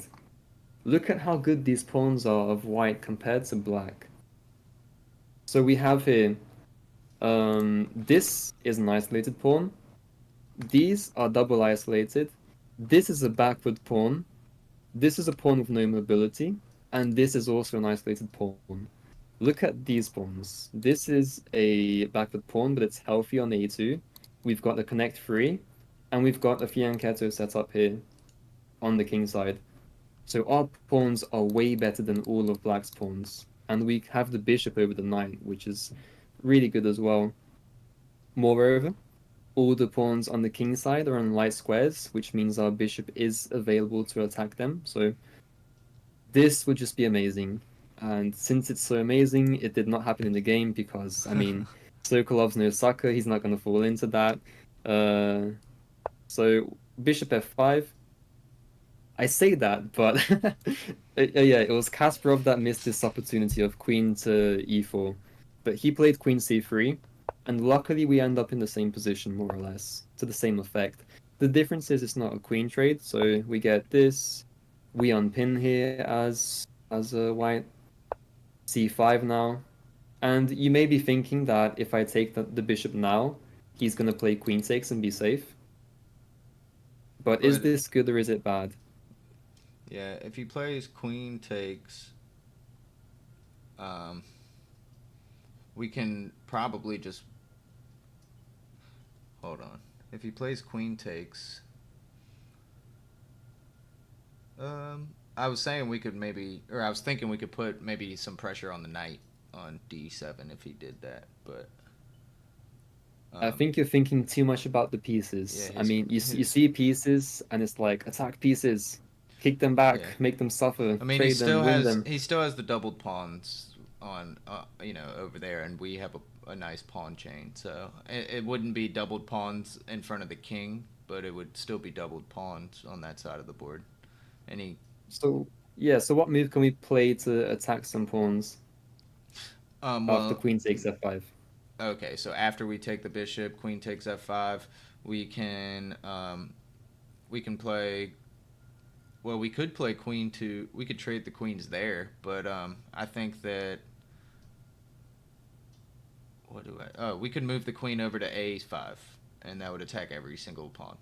Very good, yeah. It attacks every single pawn. That's exactly what happens. Take, queen a5. c5 is a bit overprotected now, but hey, you've got two hanging pawns. Knight e5, because there's just no way to defend them. I mean, either pawn's going to drop, right?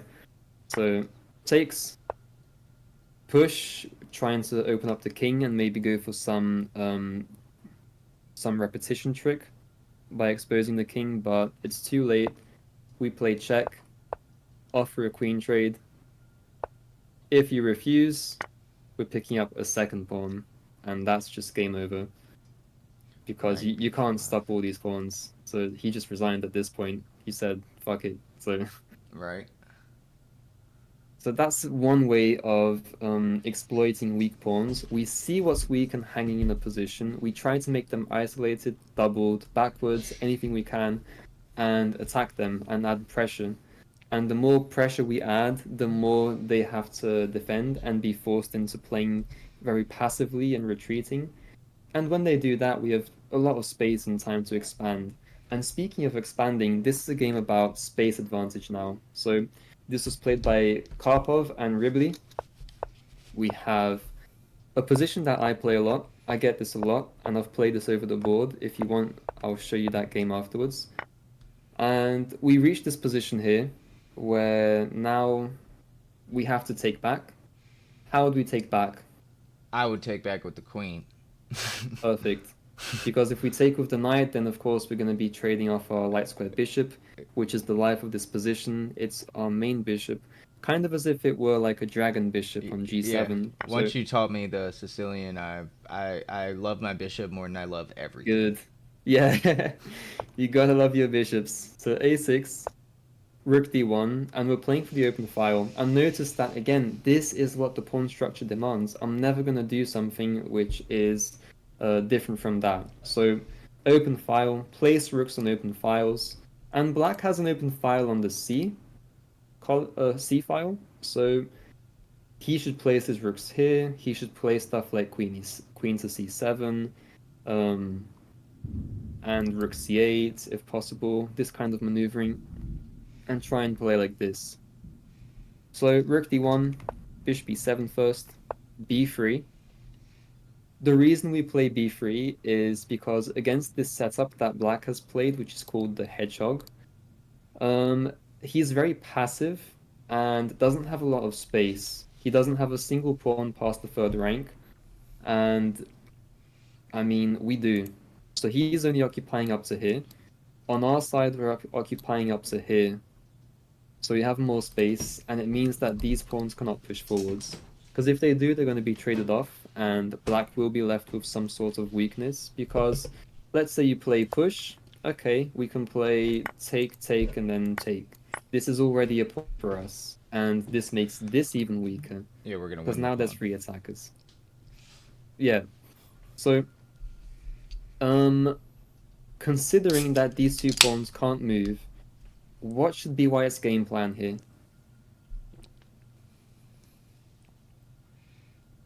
How do we develop some pieces to add pressure to pawns?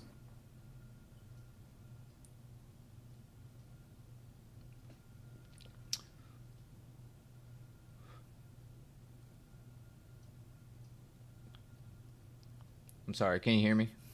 Yeah, I can hear you. Okay, did you ask me a question? Yeah, I asked, considering that the B and D pawn, they can't push forwards, Mm-hmm. how do we go about developing our pieces in a way where we can attack these pawns? Because we've defined that this is the game plan. We're attacking these pawns. Yeah. Now, how?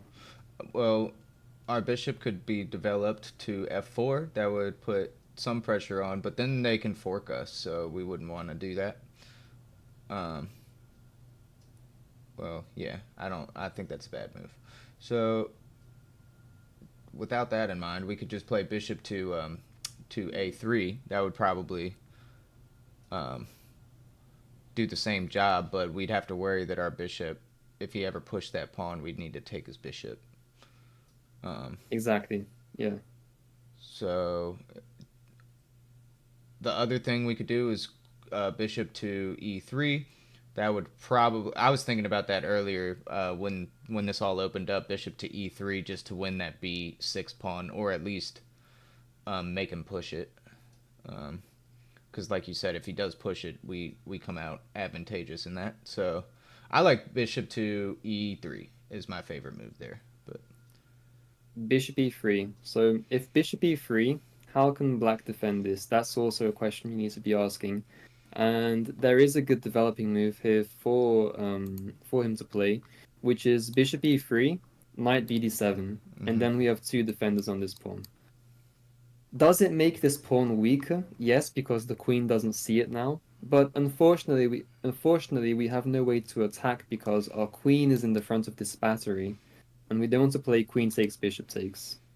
So we need to find a better way of developing our pieces. So yes, it's a good idea to play bishop e3 if we can attack b6, but we've seen from calculation now that it doesn't work. So our candidate move should be either bishop a3 or bishop b2. One of these two. Bishop b2 is actually really aggressive, and it aims not at this pawn, but at this pawn, which could also be very unsafe. And you can imagine like a huge kingside attack starting to form because of this. So, first of all, what's played is knight bd6.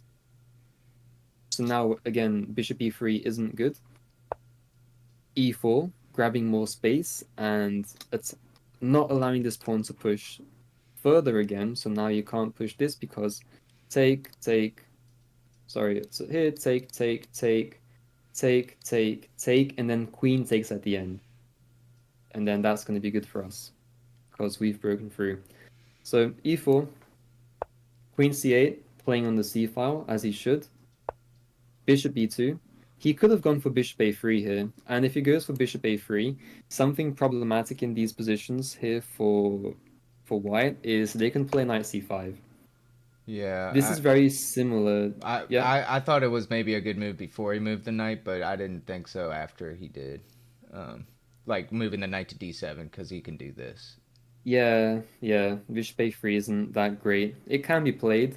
I think I did play it in a classical game, which I can show after. e5 is crazy. I mean, there's no need to go through all of this. Yeah, you trade your light square bishops. And unfortunately, black kind of gets a good game here, so we don't want to play like this. So bishop e2, maintaining all our ideas and not committing to any pawn being attacked now, but this will be the whole theme of the game. Us having this space advantage and black not being able to make enough moves. Because when you have more space, which is exactly illustrated here, you can see how hard it is to maneuver the pieces. white will have a lot of freedom to do what he wants, and black will kind of struggle and really want to trade down pieces, because when you have less space, it's a good idea to trade pieces, because when you trade them pieces down, you have less stuff to work with and you can maneuver around a lot better. So this is too clustered for black, but not for white, because you've got so many plans you can play into effect now, like this plan of playing a3 and b4. So queen c7, rook ac1, and I'm gonna skip past a bit quicker this portion of the game, but notice how good white's position gets from playing simple developing moves. h3, for example, just waiting, rook fe8, a3, b4, grabbing as much space as possible, rook e d8, queen e3, and now we've got some serious threats of attacking the d-pawn. Bishop a8, defending b6, queen e2, knight e8 has to go back because there's nothing else to do. Knight f1, just waiting, perfectly waiting and not allowing for any pawn breaks. King h2, knight back, and black's basically just shuffling here at this point. Best would be to play knight e3, but he played knight d2 in this case.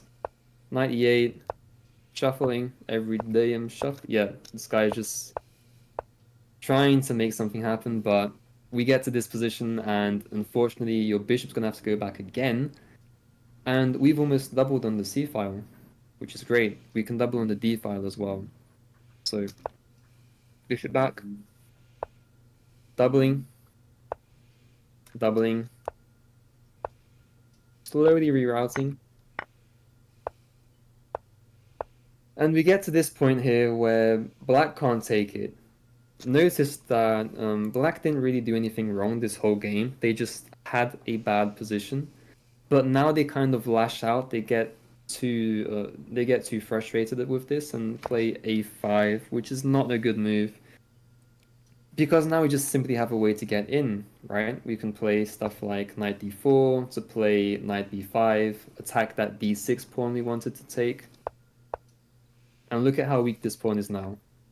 It's finally come the time where we can start making some progress and march forwards. He has to go back, and that loses the pawn already, but we're not even going to take it. We're just going to reinforce our pieces so that now when we play take, we can play this move. It's a bit overkill in my mind. Oh, actually there's a tactic here. If you play takes, queen takes, there's this move. Yeah, that's what I was like, oh man, I don't know if I would. Like, it looks scary. Like, you could still win another pawn. I think queen b6. Yep. Is and then a his pawn. knight's attacked. However, knight b3, and it's completely crazy because now after rook b1 we have knight to d4. It's annoying, you know. It is some counterplay. Yeah. And it's not fun. Yeah, we get this happen, and maybe that's a bit too much. Mind you, we are up a pawn, so it has to be proved as well. We lost what we fought for so hard. We tried to keep that e4 pawn. Yeah, but we do get this in compensation. This would be a pass pawn. Yeah. His maybe his queen is in our house now too. Yikes. Yeah. That's very not good. So yeah. So this is what's played. Queen d8, defending, but we can slowly and surely improve our pieces. Now we just slide over back to the d file. Yep.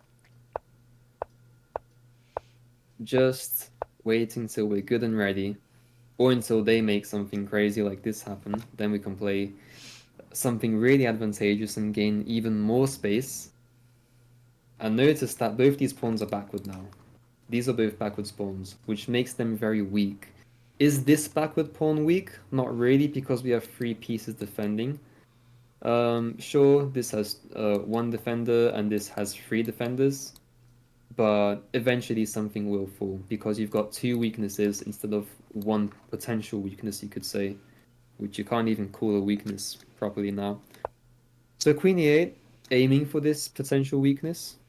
G4. Look at the nerves. He just plays G4, nerves of steel.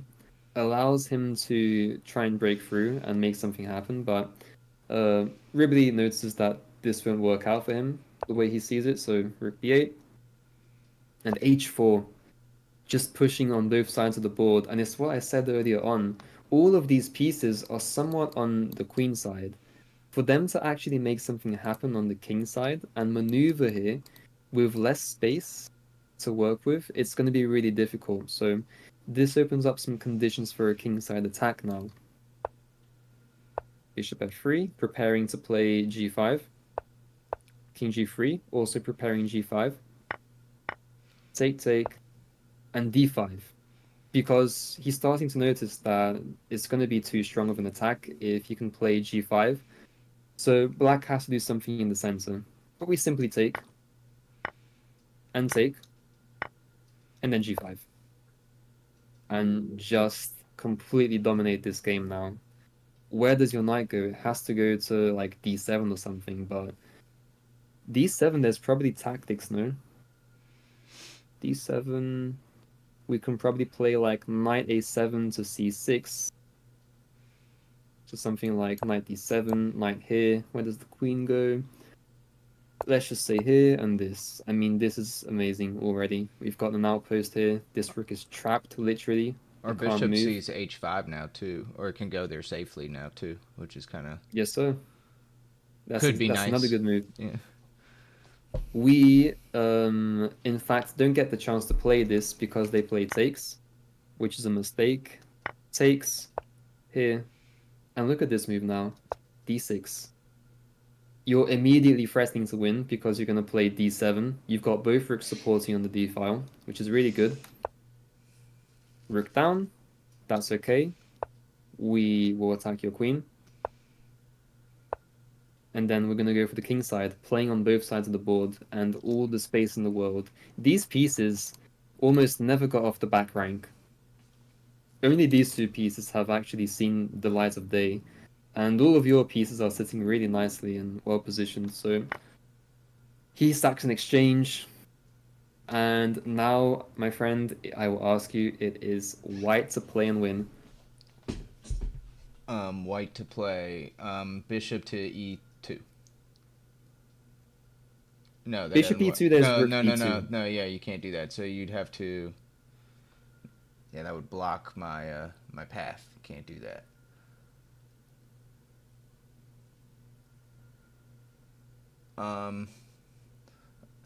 I'm wondering if you're asking me this because you can sack your queen, but so queen takes h7, king takes.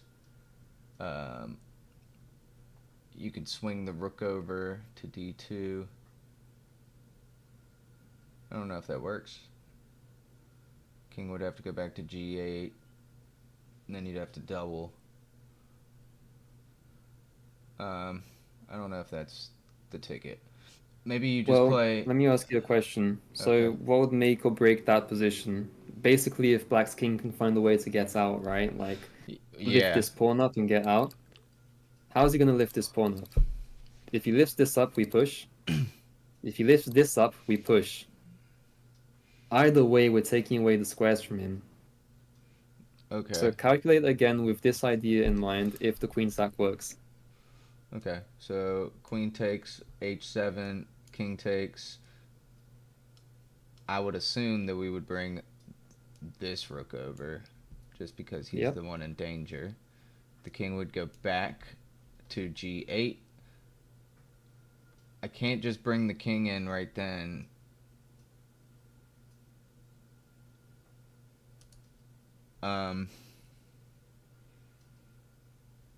Yeah, I guess that's my problem, is that I can't just bring, like, I'd have this rook here and I'd need to like double up. And I But guess why can't you do that? I guess it's fine. I just thought maybe it's too slow, but I don't Exactly, which is it seems slow because it seems like Black will have some move to save him, but like we discussed, the move that saves him has to be one of these two moves. Wait a second. What? Why did this happen? know. Do I It just own the kicked board? me off the page. Oh, we're almost there. One sec. Okay, You're so back. We just gotta take. You gotta take the knight first. Yeah, so this is the idea we're calculating. So Oh no, takes I and meant then... this move. There you go. Oh, okay. Yeah, we're gonna take and then we're gonna try and go for this attack on the king. And it seems low because one of the saving moves have to be this or this. But either when you push, you're gonna push this and take away this square and this square. If you push this, we're gonna play this and take away this square and this square. Either way, the king cannot walk to any of these squares. This and this, the king can't walk to any of these squares. And if he walks here, it's still the same situation because this defends this. Okay. So basically, that's the whole reason the queen sack works. Queen takes here, rook check here, here, g6, Push. and you can even play check Oh, first. okay. So yeah. check here, and then push. mate. Or mate. Well, if you push, it's In mate this two, case, right? we didn't. What? Is f6 not mate two? Oh. No, because he sacks the knight. Oh yeah. Okay, I got you. You could make him sack the knight first, which would be hilarious. Like, okay, and then do it. here, take, and oh, you can't because He'll take the pawn. knight defends. Yeah. You could do this though, if you're really sadistic and want to make this guy suffer. However, he does have a queen. That looks a bit I like scary. checkmate way better. That was better. Yeah. You're already down a piece technically, so giving up all the material maybe not the best. So that's how the game ends here. This is a very nice one, and I'll show you a very fun game next. This is one of the greatest chess games that's ever been played, hands down. One of the best chess games that's ever been played. So, e4, e5, sorry, knight f6, e5, and we get this that we were talking about in the other game, which was a very nice space advantage. And we can even try and increase this with a move like c4 if we want to. However, you don't have to play c4. This is already a big center, so it's going to help you to push your agenda and get some attacks rolling or kick their pieces out. And also to protect your pieces. So d6, and this is very thematic because this pawn is defended, but whenever they push past the halfway mark, so this would be kind of like white's territory, this would be black's territory, this pawn is in black's territory. So whenever you see a pawn in your territory, you want to immediately question that pawn, ask him what he's doing, and try and gain that pawn. Because if something happens like this, take, this pawn is very weak, agree? Because knight c6 stuff, maybe we play g6 and bishop g7. All of a sudden, this pawn's going to get very weak, and eventually it will fall. So this is very thematic. So d6, knight f3. And here you create this miscommunication between these two pawns, but this is very normal. You see this in many openings. g6, bishop c4 attacking the knight. Bishop back, because the bishop was attacked. Bishop g7, queen e2. And we'll get to a point where we see some sort of breakthrough in the position. So take. And something has changed in the position. So it's a give and take, really, because we get this e5 pawn, which we were dreading. We did not want to get this pawn because it's very weak now. However, we do get something in compensation, which is the open file. And you can see we can immediately play something like rook d1 and attack this queen. And this looks pretty good. However, this isn't played. Let me see what the engine says.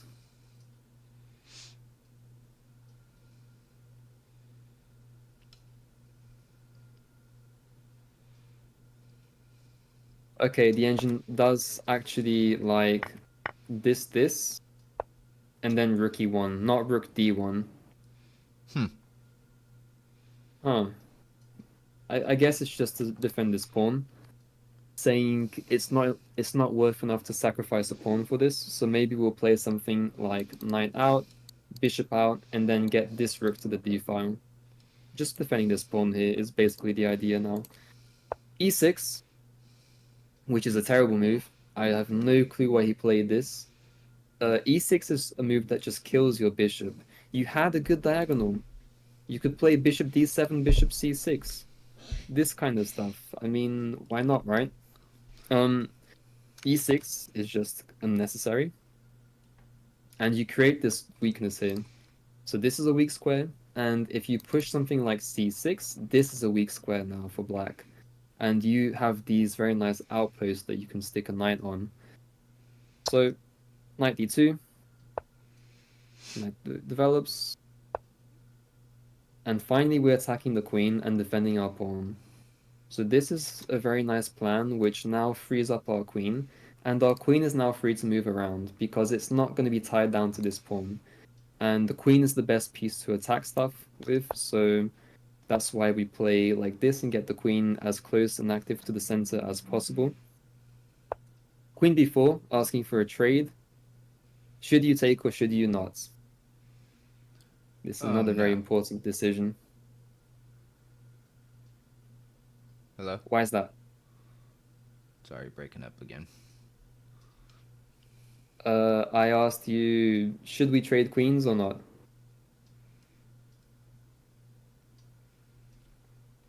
Hello? Hello, hello?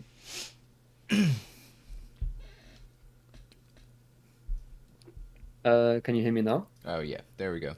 Did you ask me if we should take the queen? Yeah. I said no, because I think don't help their knight develop. Or they're not necessarily taking, yeah, but trading queens. There's another cool way you could do this, which would be like bishop takes d5, and if they take, we take back the bishop and win a piece. So they'd have to play like take, and then we consider trading queens or don't. Yeah. Or we can try and take this pawn, you know? Yeah, I like that too. I mean, I think that if I took the knight, people at my ELO would take my queen and mess that up. But at regular, like, you know, these guys, top of the line guys, I think that's a cool trick because it forces them to kind of do it correctly, and we'd at least get a pawn. So yeah, if you took the knight first and they take back with the pawn, I think taking the pawn would be cool. So it's actually not a good idea to make this pawn weak. And the reason why is this bishop is so bad. And this is because black made a mistake with a pawn structure.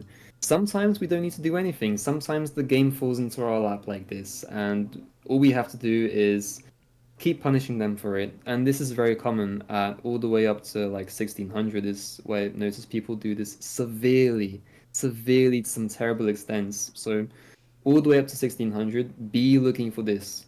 You have to be on the eye out for these bad pawn moves that they make that make their pieces bad or not efficient. So the problem is if we take, this bishop now gets a lot of life. You can go bishop f4. If we play takes, then bishop e6, and it's developed. And now all of a sudden black is going to get this open file and attack this pawn a lot. Yeah. It's blockaded as well, so yeah, and it doesn't look like any good squares for our queen, to be honest, as well. Yeah, so that's no bueno. No bueno. So all we do is maintain. If you don't know what to do, you maintain. Bishop c4. You cannot go b5 because of takes, and that's just not good. You can go knight b6, however, and you can go b3. Now, why would we do this? This is a crazy pattern. This is absolute craziness, this b3 move. The reason it's craziness is because, I mean, you're going to get your pawns doubled, and it's going to be exactly like the Kasparov game. Why would you go for this? There's a very clear reason why. There's two very nice reasons why. So, white to play. This looks like the pawns from the last game, where we played queen to a5 and we hit all the pawns. Yeah, I don't know. I guess because, are you saying this is a good thing? Yeah. It seems counterintuitive to me because it doesn't look like a good thing to me. But and it's not a good thing. That's the point. So if there's something good, it must be related to tactics. Yeah. So sometimes you can compromise your pawn structure in order to get something like some physical, tangible advantage on the board. Okay. So there's a tactic here, is what you're telling me. Possibly, yeah. Okay. Um. Well, now I'm interested. Color me interested. I think that it would Well, be it's black cool. to play here, so Oh, rook. okay. So let's just say this. Okay.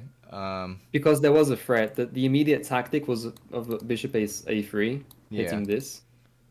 So So I rook saw e8. that, but okay. So this makes more sense now. This is what I was wondering. All right. Here we go. So can't move a rook to attack the queen or anything. I can. I could play bishop to d2 to attack the queen, but I don't know if that does very much. I guess I could still play bishop to a3. Oh, sorry. Sorry. This is the line when if they play rook d8. This wasn't played in the game. Rook e8 was the best move, but now if they play rook d8, what should be the move is the question. So you're saying because this stops bishop d2, Yeah. No, you're right. so bishop So d2 would be good. yeah, bishop a3 then maybe just to get the file. Bishop a3, queen b6, Oh, okay. Bishop and then there's a3, one crucial follow-up. queen b6. Hold on, I'm gonna draw my baby arrows. All right, Go ahead. sorry. It just You're helps me. good. um. What do we do? What do I do? My rooks would be connected then. Can I play rook to b1 then? You can, but maybe queen c6 asking for a queen trade, or maybe queen Wait, what'd you say? a6, queen c6. Oh, sugar. Sugar. Or better, queen d4. Queen d4. No, you can't do queen d4. No, that would suck.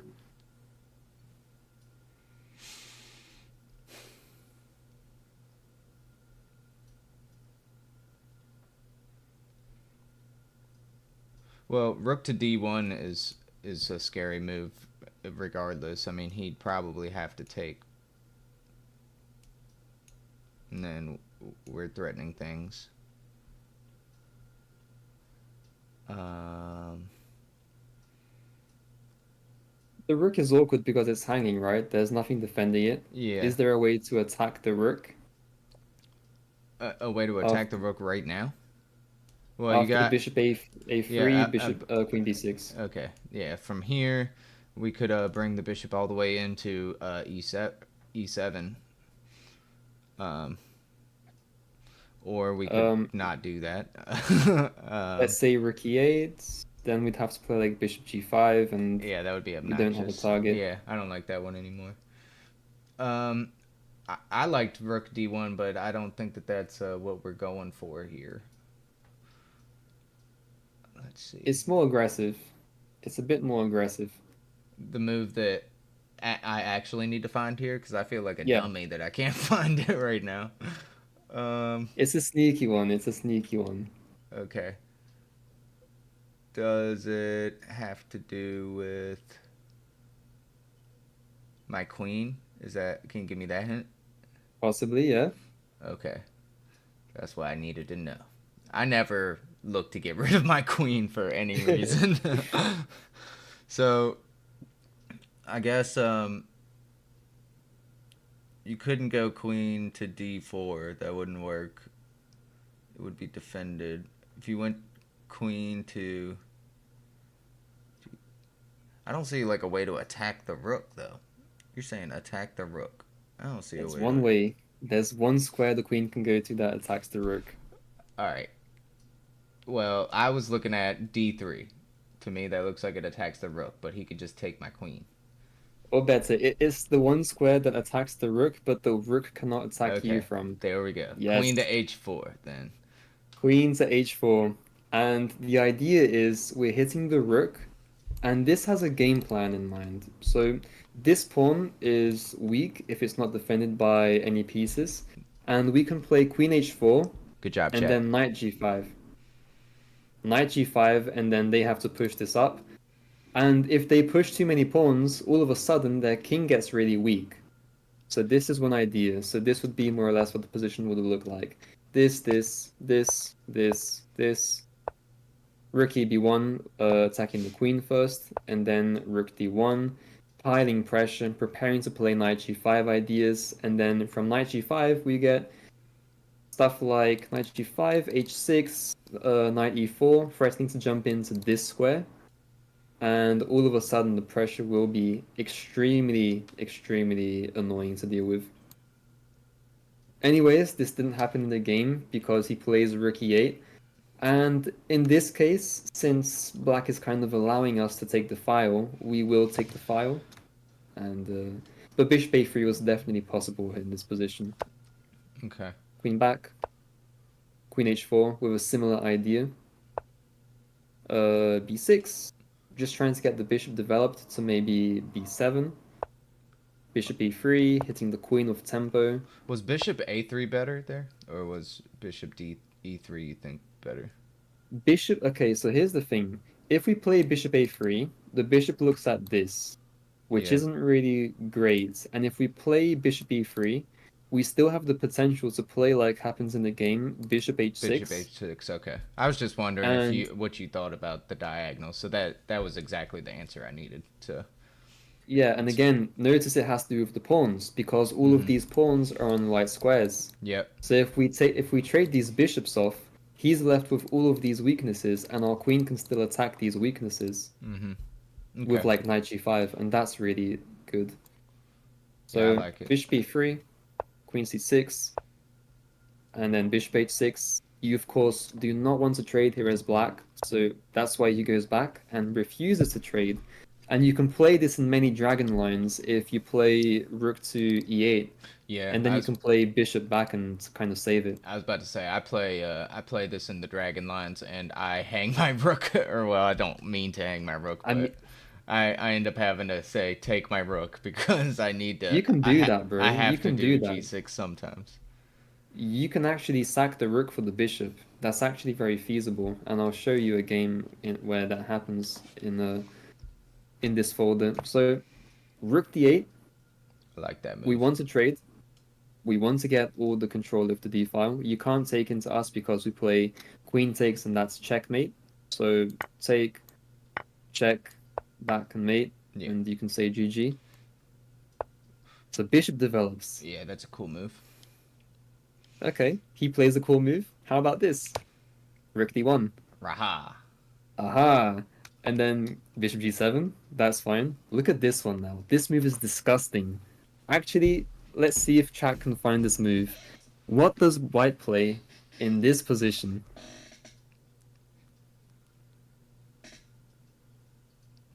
Interesting. It's a city one. It looks really weird and awkward.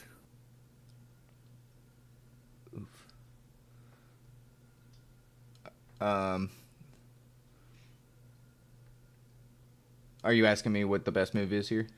Yeah. Okay. Could we take the bishop and go with our knight into g5 plan here? We could, Oh, but well, our we rook would is be actually getting mated. We'd actually be getting mated if we do that because of this. Okay. Oof. So we can't move on knights. No, you're right. Okay, I didn't pay attention to that.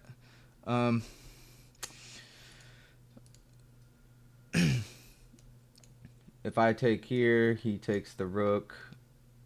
I could we could simplify it a little bit that way. That would probably be better. So maybe rook takes e8 is forcing. And then he recaptures e8, and then we put our rook back on d8. We don't want to take because we don't want to alleviate pressure. But I like the idea because it is playing along this weakness that this bishop may have to go like bishop back and then we take with the queen. Yeah. And he's got back rank issues. Your head's in the right place, but this is just way too crazy to find. I would never find this. Yeah, I would never have guessed that. I'm glad you stopped me. Why would you do this? I'm so glad you stopped me. I would never have found that. But the idea is basically simple. Maybe we don't even have to play... Well, this is the idea, right? Maybe we don't have to play bishop takes, but just knight g5 and attack this. and that's good enough, right? So, Well, after as oh, long as you're getting not mate, getting yeah, after, checkmated, yeah. yeah, Because after you, we I defend didn't see mate. that at first, but you reminded me that we have a big problem on Yes, sir. that square. So this comes in, rook defends, queen f6 check, king back, and now this king has no mobility, right? Yeah. So we have h4 here. Now, you may be asking, what the hell is h4? Well, we want to kind of attack these weak pawns because if you notice, black is in complete Zugzwang. There's nothing black can do. He can resign the game if he's not going to try, if he's like not going to just sit and wait. Like, there's nothing else to do. So he's basically waiting for white to say, come on, prove it. You need to win this game now. How do you go about doing this? And the idea here is h4. What do you think h4 does? I guess if I'm black, I just move the bishop back and forth from a8 to b7. But for yeah, if we're playing white here, we want to attack these Or you could take you queenside could play pawns. queen takes a4 maybe and try and scoop up the remaining pawns and push your pawns. Yeah, but if you ever walk out of this, then we're playing knight g5. Ah, yep, yep, So yep. you can just never. So I don't know. I guess just shuffle the bishop back and forth would be a way to do it, right? To But be for black, so okay, h5 by black. White to play and win with an incredible plan.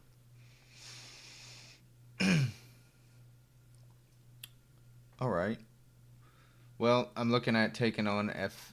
Well, hold on. If you play queen to, that doesn't work.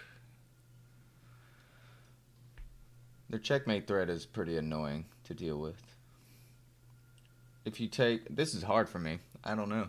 All right, so if you take on f7 with any piece, and they take with the rook, you can do your thing again, but they could put the rook back. Let me stop you there, and I'll introduce you to a really cool idea here, which is something a bit more advanced, but I think you're gonna get it. So you need to look at the board, see what pieces you have, and just see, okay, on what squares do they need to be for me to actually be mating in this position. So just pick up any piece, like remove this queen. Imagine this is in your hand. Where does the queen need to be for there to be a checkmate? G7. And or c7, no, I said G7.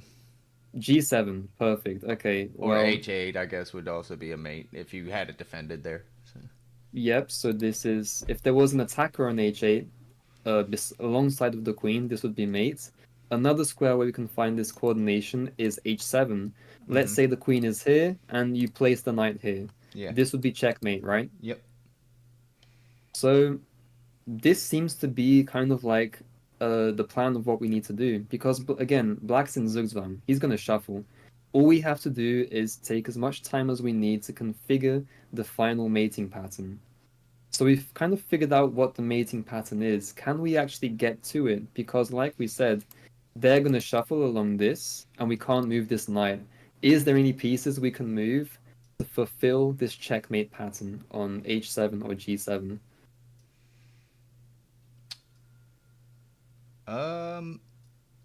I mean, we'd have to move around our pieces a bit. Yep.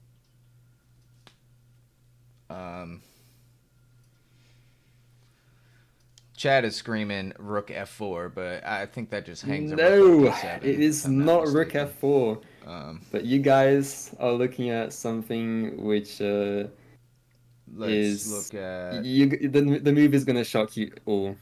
The move is shocking. Yeah, you need to be able to move your knight. So I don't know what they do. Do you I don't know need to what. be able to move your knight? That's the question, you see, because we can't move the knight. Yeah. We need to use a different piece, and if I'm saying it's not rook f4, that really limits our options. Yeah, well, rook to d3 would be a way to defend the knight, but it doesn't defend our pawn. And you said it's not rook f4. I don't No, know why sir. I'm not seeing it. I feel silly. Dude, it's because it's crazy. I feel really silly right It's now. I'm like this sorry. rook moving back. It's crazy. All right, what's the move? Show it to me. I'm ready for Dude, the magic. the move is oh my god, it's King H2. What the hell? They were Disgusting. right. All right, everyone in chat that said King Dude. Walk, good job, because Yeah. I would never have guessed that, and I thought that y'all were just. I didn't want to say it out loud. I thought y'all might be dumb, but y'all are actually genius. So I apologize Geniuses. for my thoughts because I didn't verbalize them, but I definitely thought that y'all might be a little slow. But no, you're really smart. So I'm slow. Hidden geniuses, and you're just gonna walk the king all the way up. Absolutely disgusting chess game.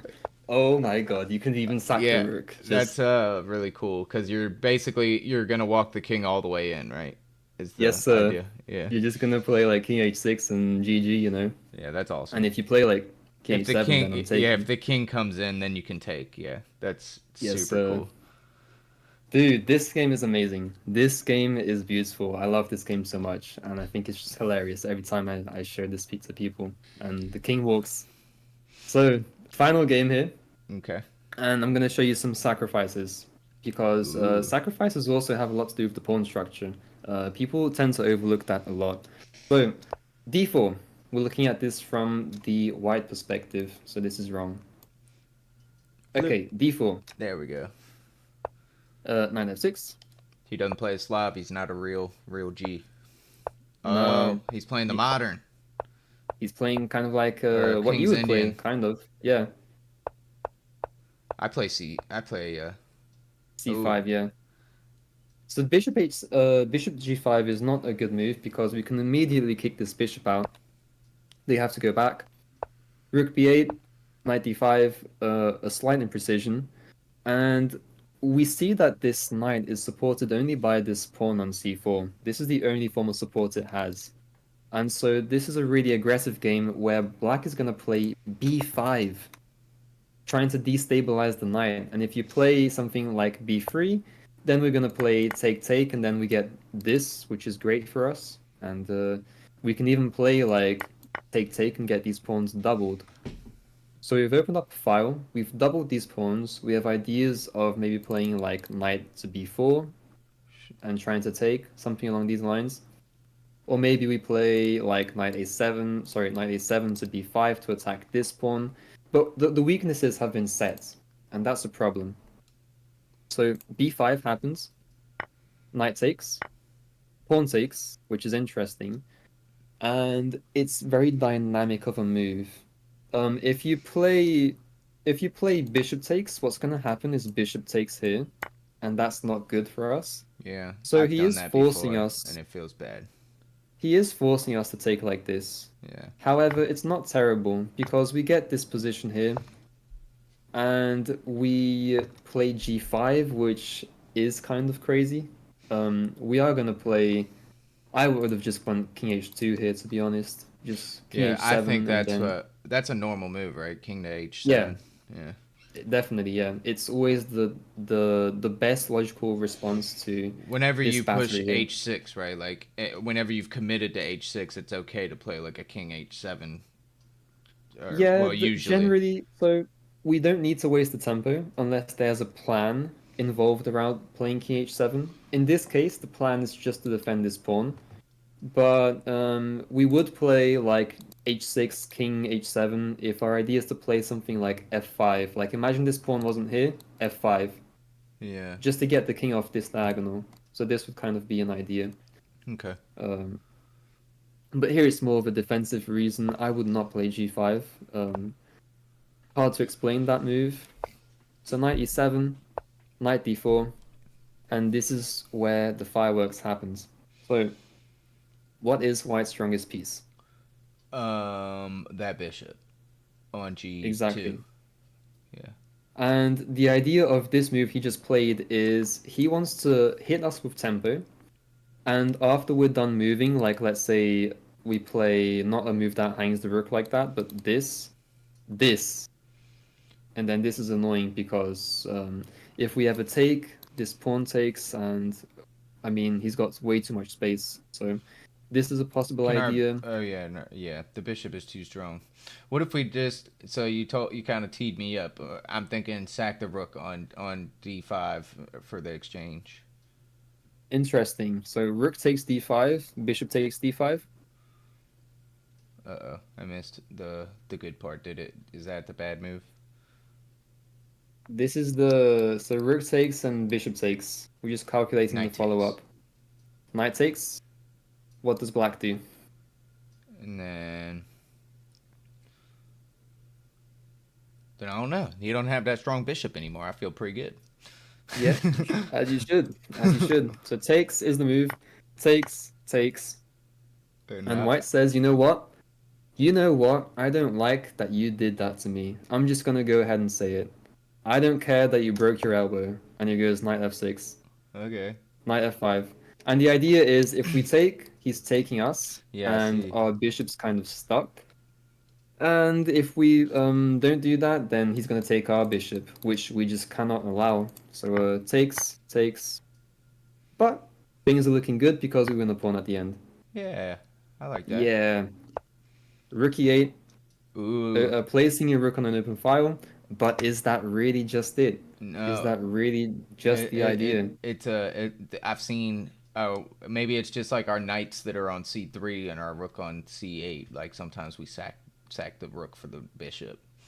Yeah, that's very thematic in Dragons, by the way. When you get the mainline Yugoslav attack, um, stacking your rook on c3 is going to be really, really common and super natural move to play. So don't be scared of that when you see some Yugoslav positions. That's always going to be an idea you can play for. And it's really not bad. It really isn't. Theory really supports that move. So f5 here, activating our bishop. Okay. White should really play bishop d4, but cannot. That's the main problem they're faced with. They want to play this move, but then we're going to take a pawn, and I guess it's kind of okay to trade off bishops if we're winning a pawn for it. So this is not possible for white, which is why they play rook d2 first. But in the time it takes them to play rook d2, alas, they have fallen into what we wanted to play, rook takes e3. And we have sacked two rooks to get these very dominant bishops. These are amazing pieces now, and they cannot be contested. The only way to trade these off is either trading with the queen or sacking a rook back, which isn't good, of course. Right. Queen e7, attacking this pawn. King f2. And how do we continue this attack? How do we add more pressure? We would like to that pawn.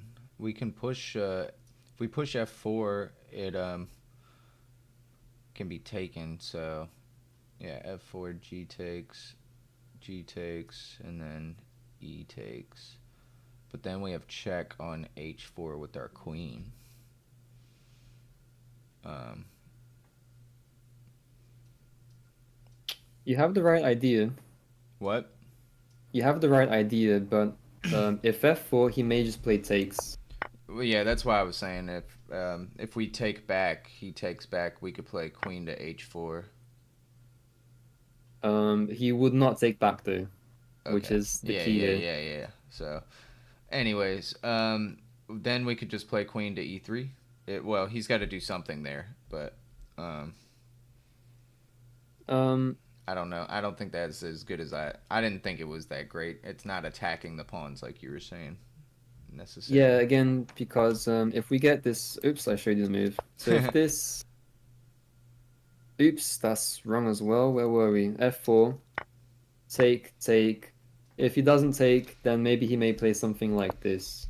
Yeah, And then we again do not have don't any have of our anything. ideas. Yeah, and this is not as good. But bishop b5 is the move, and the idea is all you want to do is break through and just destroy this king, right? So basically, we don't want any pawns here. So we're gonna play stuff like f4 now that it's supported, or potentially another sacrifice. Rook h1, mistake, black to play. Um, Well, bishop takes g3, obviously is a check, and the king would need to take back. Um, and then maybe we could play f4. He takes f4.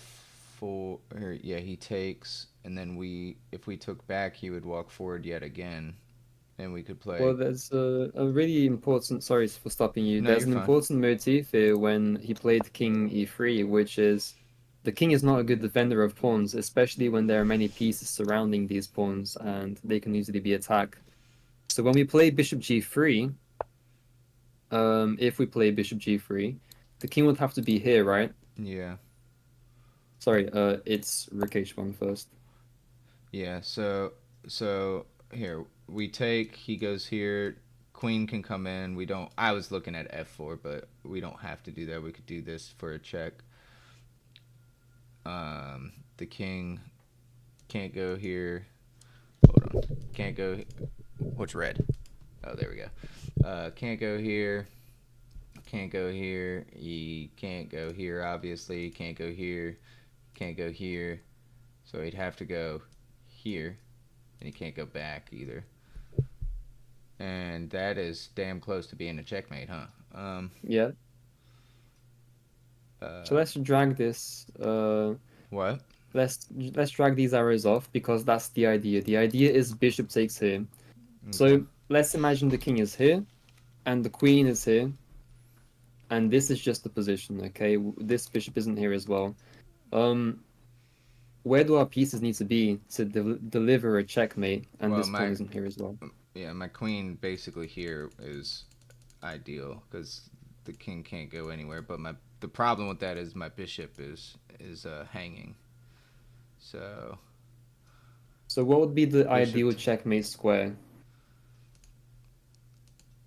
If it's it would be like here on G, it would be G2 there I guess. or G3. So Yeah, these two squares yeah. would be ideal. Yeah. So how can we, with our queen here, create checkmate threats? If this pawn isn't here, this bishop isn't here, and this is the position. We could play f4 to set up G3, queen to G3. Yep. And that's checkmate. Yep. Because he's gonna have to play stuff like this. Queen here, push. And we can just take, check. Okay, it gets a bit crazy, but I think we end up picking up this rook at the end of the line. Oh yeah, we just go check and pick up the rook. Okay, yeah. It's winning. Take, check here. And he plays it this way because he sees he's going to lose the rook anyway, so might as well get the queen involved. So you give up the bishop? Oh, you give yeah. up? Oh, gosh. Look at this dynamic position. Again, pawns are everything, and black has just enough pawns to keep them at -1 point of material, but if I turn on the engine, I guarantee you that white is losing here. I would lose this position as black, but yes, I'm sure that they are. I would totally lose this. 100 ways to. This is basically what I cry about in my sleep. Is like getting a position like this where the computer's like, "No, you're winning," and I have no way to convert it in my head. Yeah, it's just too many pawns here. Oops, that's even more pawns. It is. So we take this pawn. Queen d5 blunder. Queen d5 blunder. The best move was to play queen g2 and try to trade the queens off. Unfortunately, now we just develop our king, and there is no way to infiltrate. This king is safer than a cookie in a cookie jar. Yeah. Nothing can be attacked. Pawns are really strong. So now, queen d4. f4, like we said, that checkmate idea where we're going to go check and mate. We visualize the ideal mating square, and we build our plans around that. Rook g1, f5 now, pretending to play g4. And again, there's no entry that white can do to infiltrate and attack us. So queen takes. And it looks like this pawn is hanging, but unfortunately this loses to check. And it doesn't matter where you go with the king will have to go to the g file, and we take this queen. Or you play this and we take, and you can't take. So yeah, this was a very nice game by Black. You Yep. played 3 crazy sacrifices, all of them were the best move. And this is from understanding the pawn structures, understanding how the pieces communicate to each other, and which pieces are worth sacrificing for which. So let's go back to this for a second. So this wasn't really a sacrifice. It's more of like a decision you took. This was the first sacrifice. What do we gain for this? We gain their most powerful piece, which is their bishop. And we have our bishop, which is the reason why this is possible. If we didn't have this bishop, however, it would not be a good trade. And the reason why is if we do not have this bishop, there's no way for us ourselves to exploit these weaknesses we've created. So we've made weaknesses, but we can't really do anything about it, which is not great. And at this point, what we get is the very weak king, the double bishop combo, and this promise of playing queen here and queen here, which is amazing. But we played bishop So, to e5 first, right? That was the move. yeah. We play bishop e5 first, but it's the queen infiltrating on this square, which is the theme of the position. So take, and then the queen infiltrates. Okay. When this happens, it's too late. So that's 3 different types of sacrifices you can play.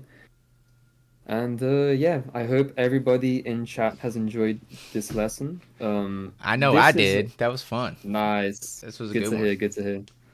So, They're yeah, all good ones, and- but this one was fun. You get to see things that I would never do in my chess games. 101. That's what this well, class now you maybe could be can do called. this, which is the idea. So, these are just like a few of the games that I showed you. There's a lot more, and this I will leave you for you to study in your own time during the week, and we'll get back to this in the next lesson. So that's it for today. Do you want to talk about what we were mentioning on stream? Sorry, in Discord earlier about setting up a training plan. Is that something you'd like to thank you discuss guys. now on stream? I'm sorry, I can't. I'm having trouble hearing you. 1 second, Chili. Say it Yeah, again. okay. There you go. Yeah, I was asking if you want to talk about what we were talking about on Discord about making a study plan for you. Is that something you want to do off stream or on stream? How do you feel? I mean, I am enjoying streaming these. I don't know if I'll do it every single time. I think that No, I mean a study plan. oh Like, no, I would love to do that. Yeah, I would love to. Okay. I don't have all the time in the world, but I can kind of give you some insight into my schedule, and that way maybe I can carve out some time during the days to like actually just put my head down and actually do what I need to do. Perfect. Okay. So, how many hours in a day do you think you could spend on chess studying? At least an hour. I think that's for sure. I might be able to do 2, but I think like I could definitely do an hour a day. Okay, and keep in mind that you do 1 hour is perfect, by the way. If you and keep in mind that it would be like 1 hour of training and then 1 hour of study, or vice versa. I prefer to study first, so I do 1 hour of studying myself, and then I do 1 hour of training games, which if you're playing 15 plus 10 would be like 2 to 3 games, and that works out very nicely. And for your YouTube, I think that would work out nicely. Yeah. So that's an idea. And what I'd like you to study is the book I sent you, which is How to Reassess Your Chess, 4th edition by Jeremy Silman. So if anybody in chat is interested, that's the book. It's a very good book. It teaches you everything about what I'm showing you here today, like how to control bad pawn structures, sacrifices, space advantage, playing on open files, all of this stuff you can find in this book, and it's a really good one. It's actually the book I read, which shot me up from 1200 to 1700 in just a couple months, and that's really why I started getting into chess a lot more. And yeah, that's it for today. So hope you enjoyed, and I'll leave you guys. Thanks, Chili. Yeah. I really appreciate it, man. As always. Appreciate you too, man. See you next time. All right, brother. Go. Bye. All right, guys. What'd y'all think? How was that? I can if you guys join. Yeah, hold on. I'm about to say. Let me pull up my stupid Gmail. Let me pull up my stupid Gmail. 1 second. 1 second. I turned you black. Don't worry. Don't worry. Be happy. Don't worry. Be happy now. Woo-hoo. Sorry. All right, we're back. Let's see. Where is my search on my stupid thing? Oh, there it is. There we go. It is how to reassess. Yeah, I'll type this in chat for you guys. And if you guys want a copy of it or whatever, if you're interested, I have this as an ebook or whatever. And if y'all join my Discord, I can send it to you so that you guys have it too. I don't mind doing that. So if y'all do want the book for free, I can send it to you. Just join my Discord and I'll get it in there for you guys. Let's see. How to reassess your chess. I don't know how to spell assess. Reassess your chess 4th edition.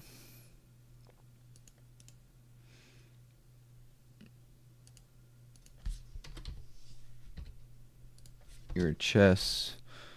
Sorry guys, I'm an idiot. Chess 4th edition.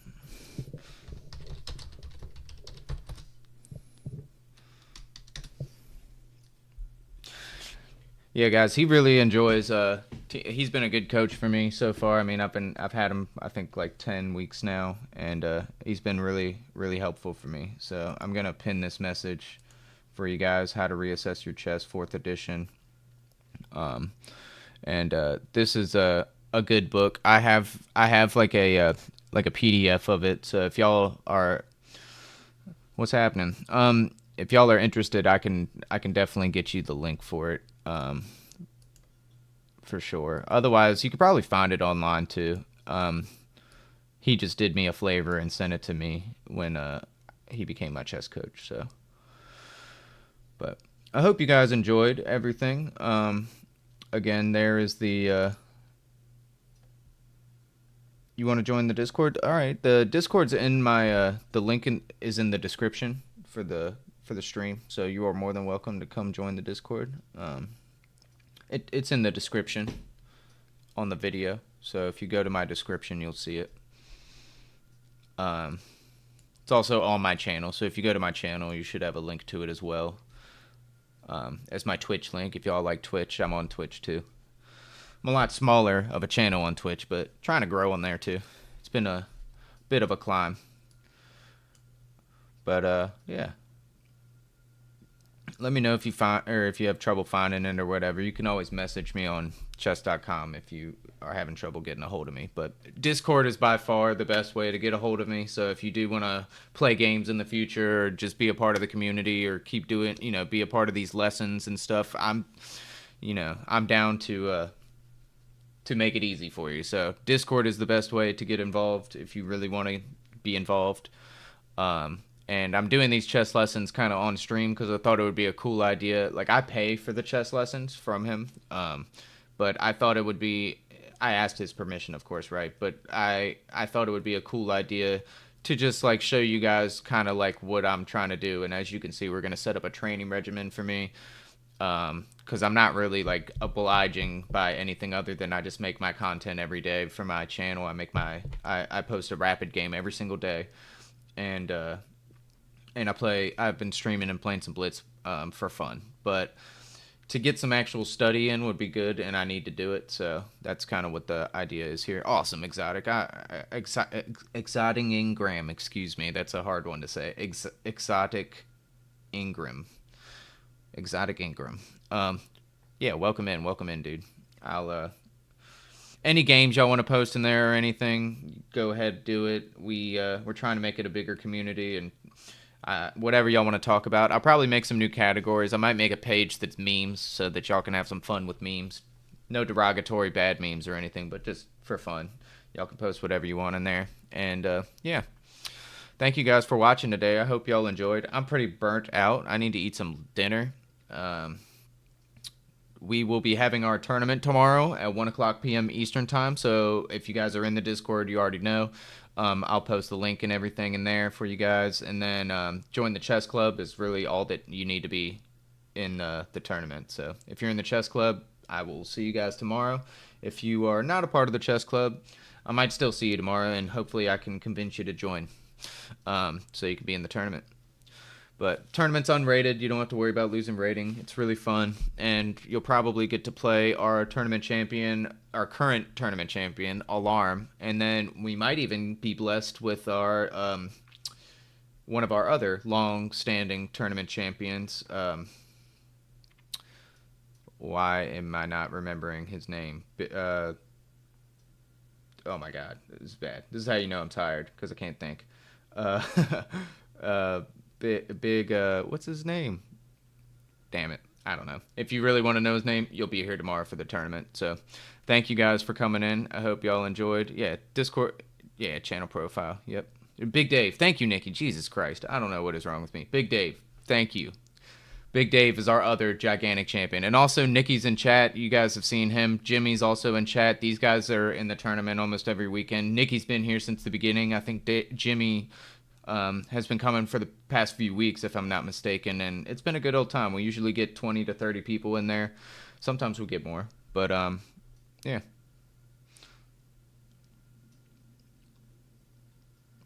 Oh, no, these were not games that I played. No. These are professional games, like professional chess players. But that book has tons of this stuff in there. That's actually a really good book. He's been bugging me to, like, literally since our first chess lesson. So it's been like 9 or 10 weeks. He's been telling me to read that book, and I have not read like one page of it. So a lot of that is on me. I have more time than zero, that's for sure. So I think the goal is to carve out like an hour a day now and see if I can't maybe just put my eyes on the paper and read some stuff or study a little bit. And that should hopefully help me over time. It'll probably be similar to like when I switched over to these new openings. It'll be like a little trial period where I might dip or, you know, how chess is, how the waves, the ebbs and flows, you know. Might have some ups, might have some downs, but we are always chessing and having fun, so... There's not yet, but I can like add the book in there, or y'all can look it up online. Like I said, if y'all are interested, just let me know in Discord, and I'll see if I can't post the book or whatever. Or I can email you maybe, or we'll figure it out. But yeah, that's all I got for you guys today. Thank y'all for watching. And yeah, actually, this game wasn't a draw. So if you did watch, this game is actually a win for Black. Which is weird, but it's close. Alright, guys. I'm outie. Love y'all. Catch y'all tomorrow for the tournament. 1 p.m. Eastern. Don't forget. Gone.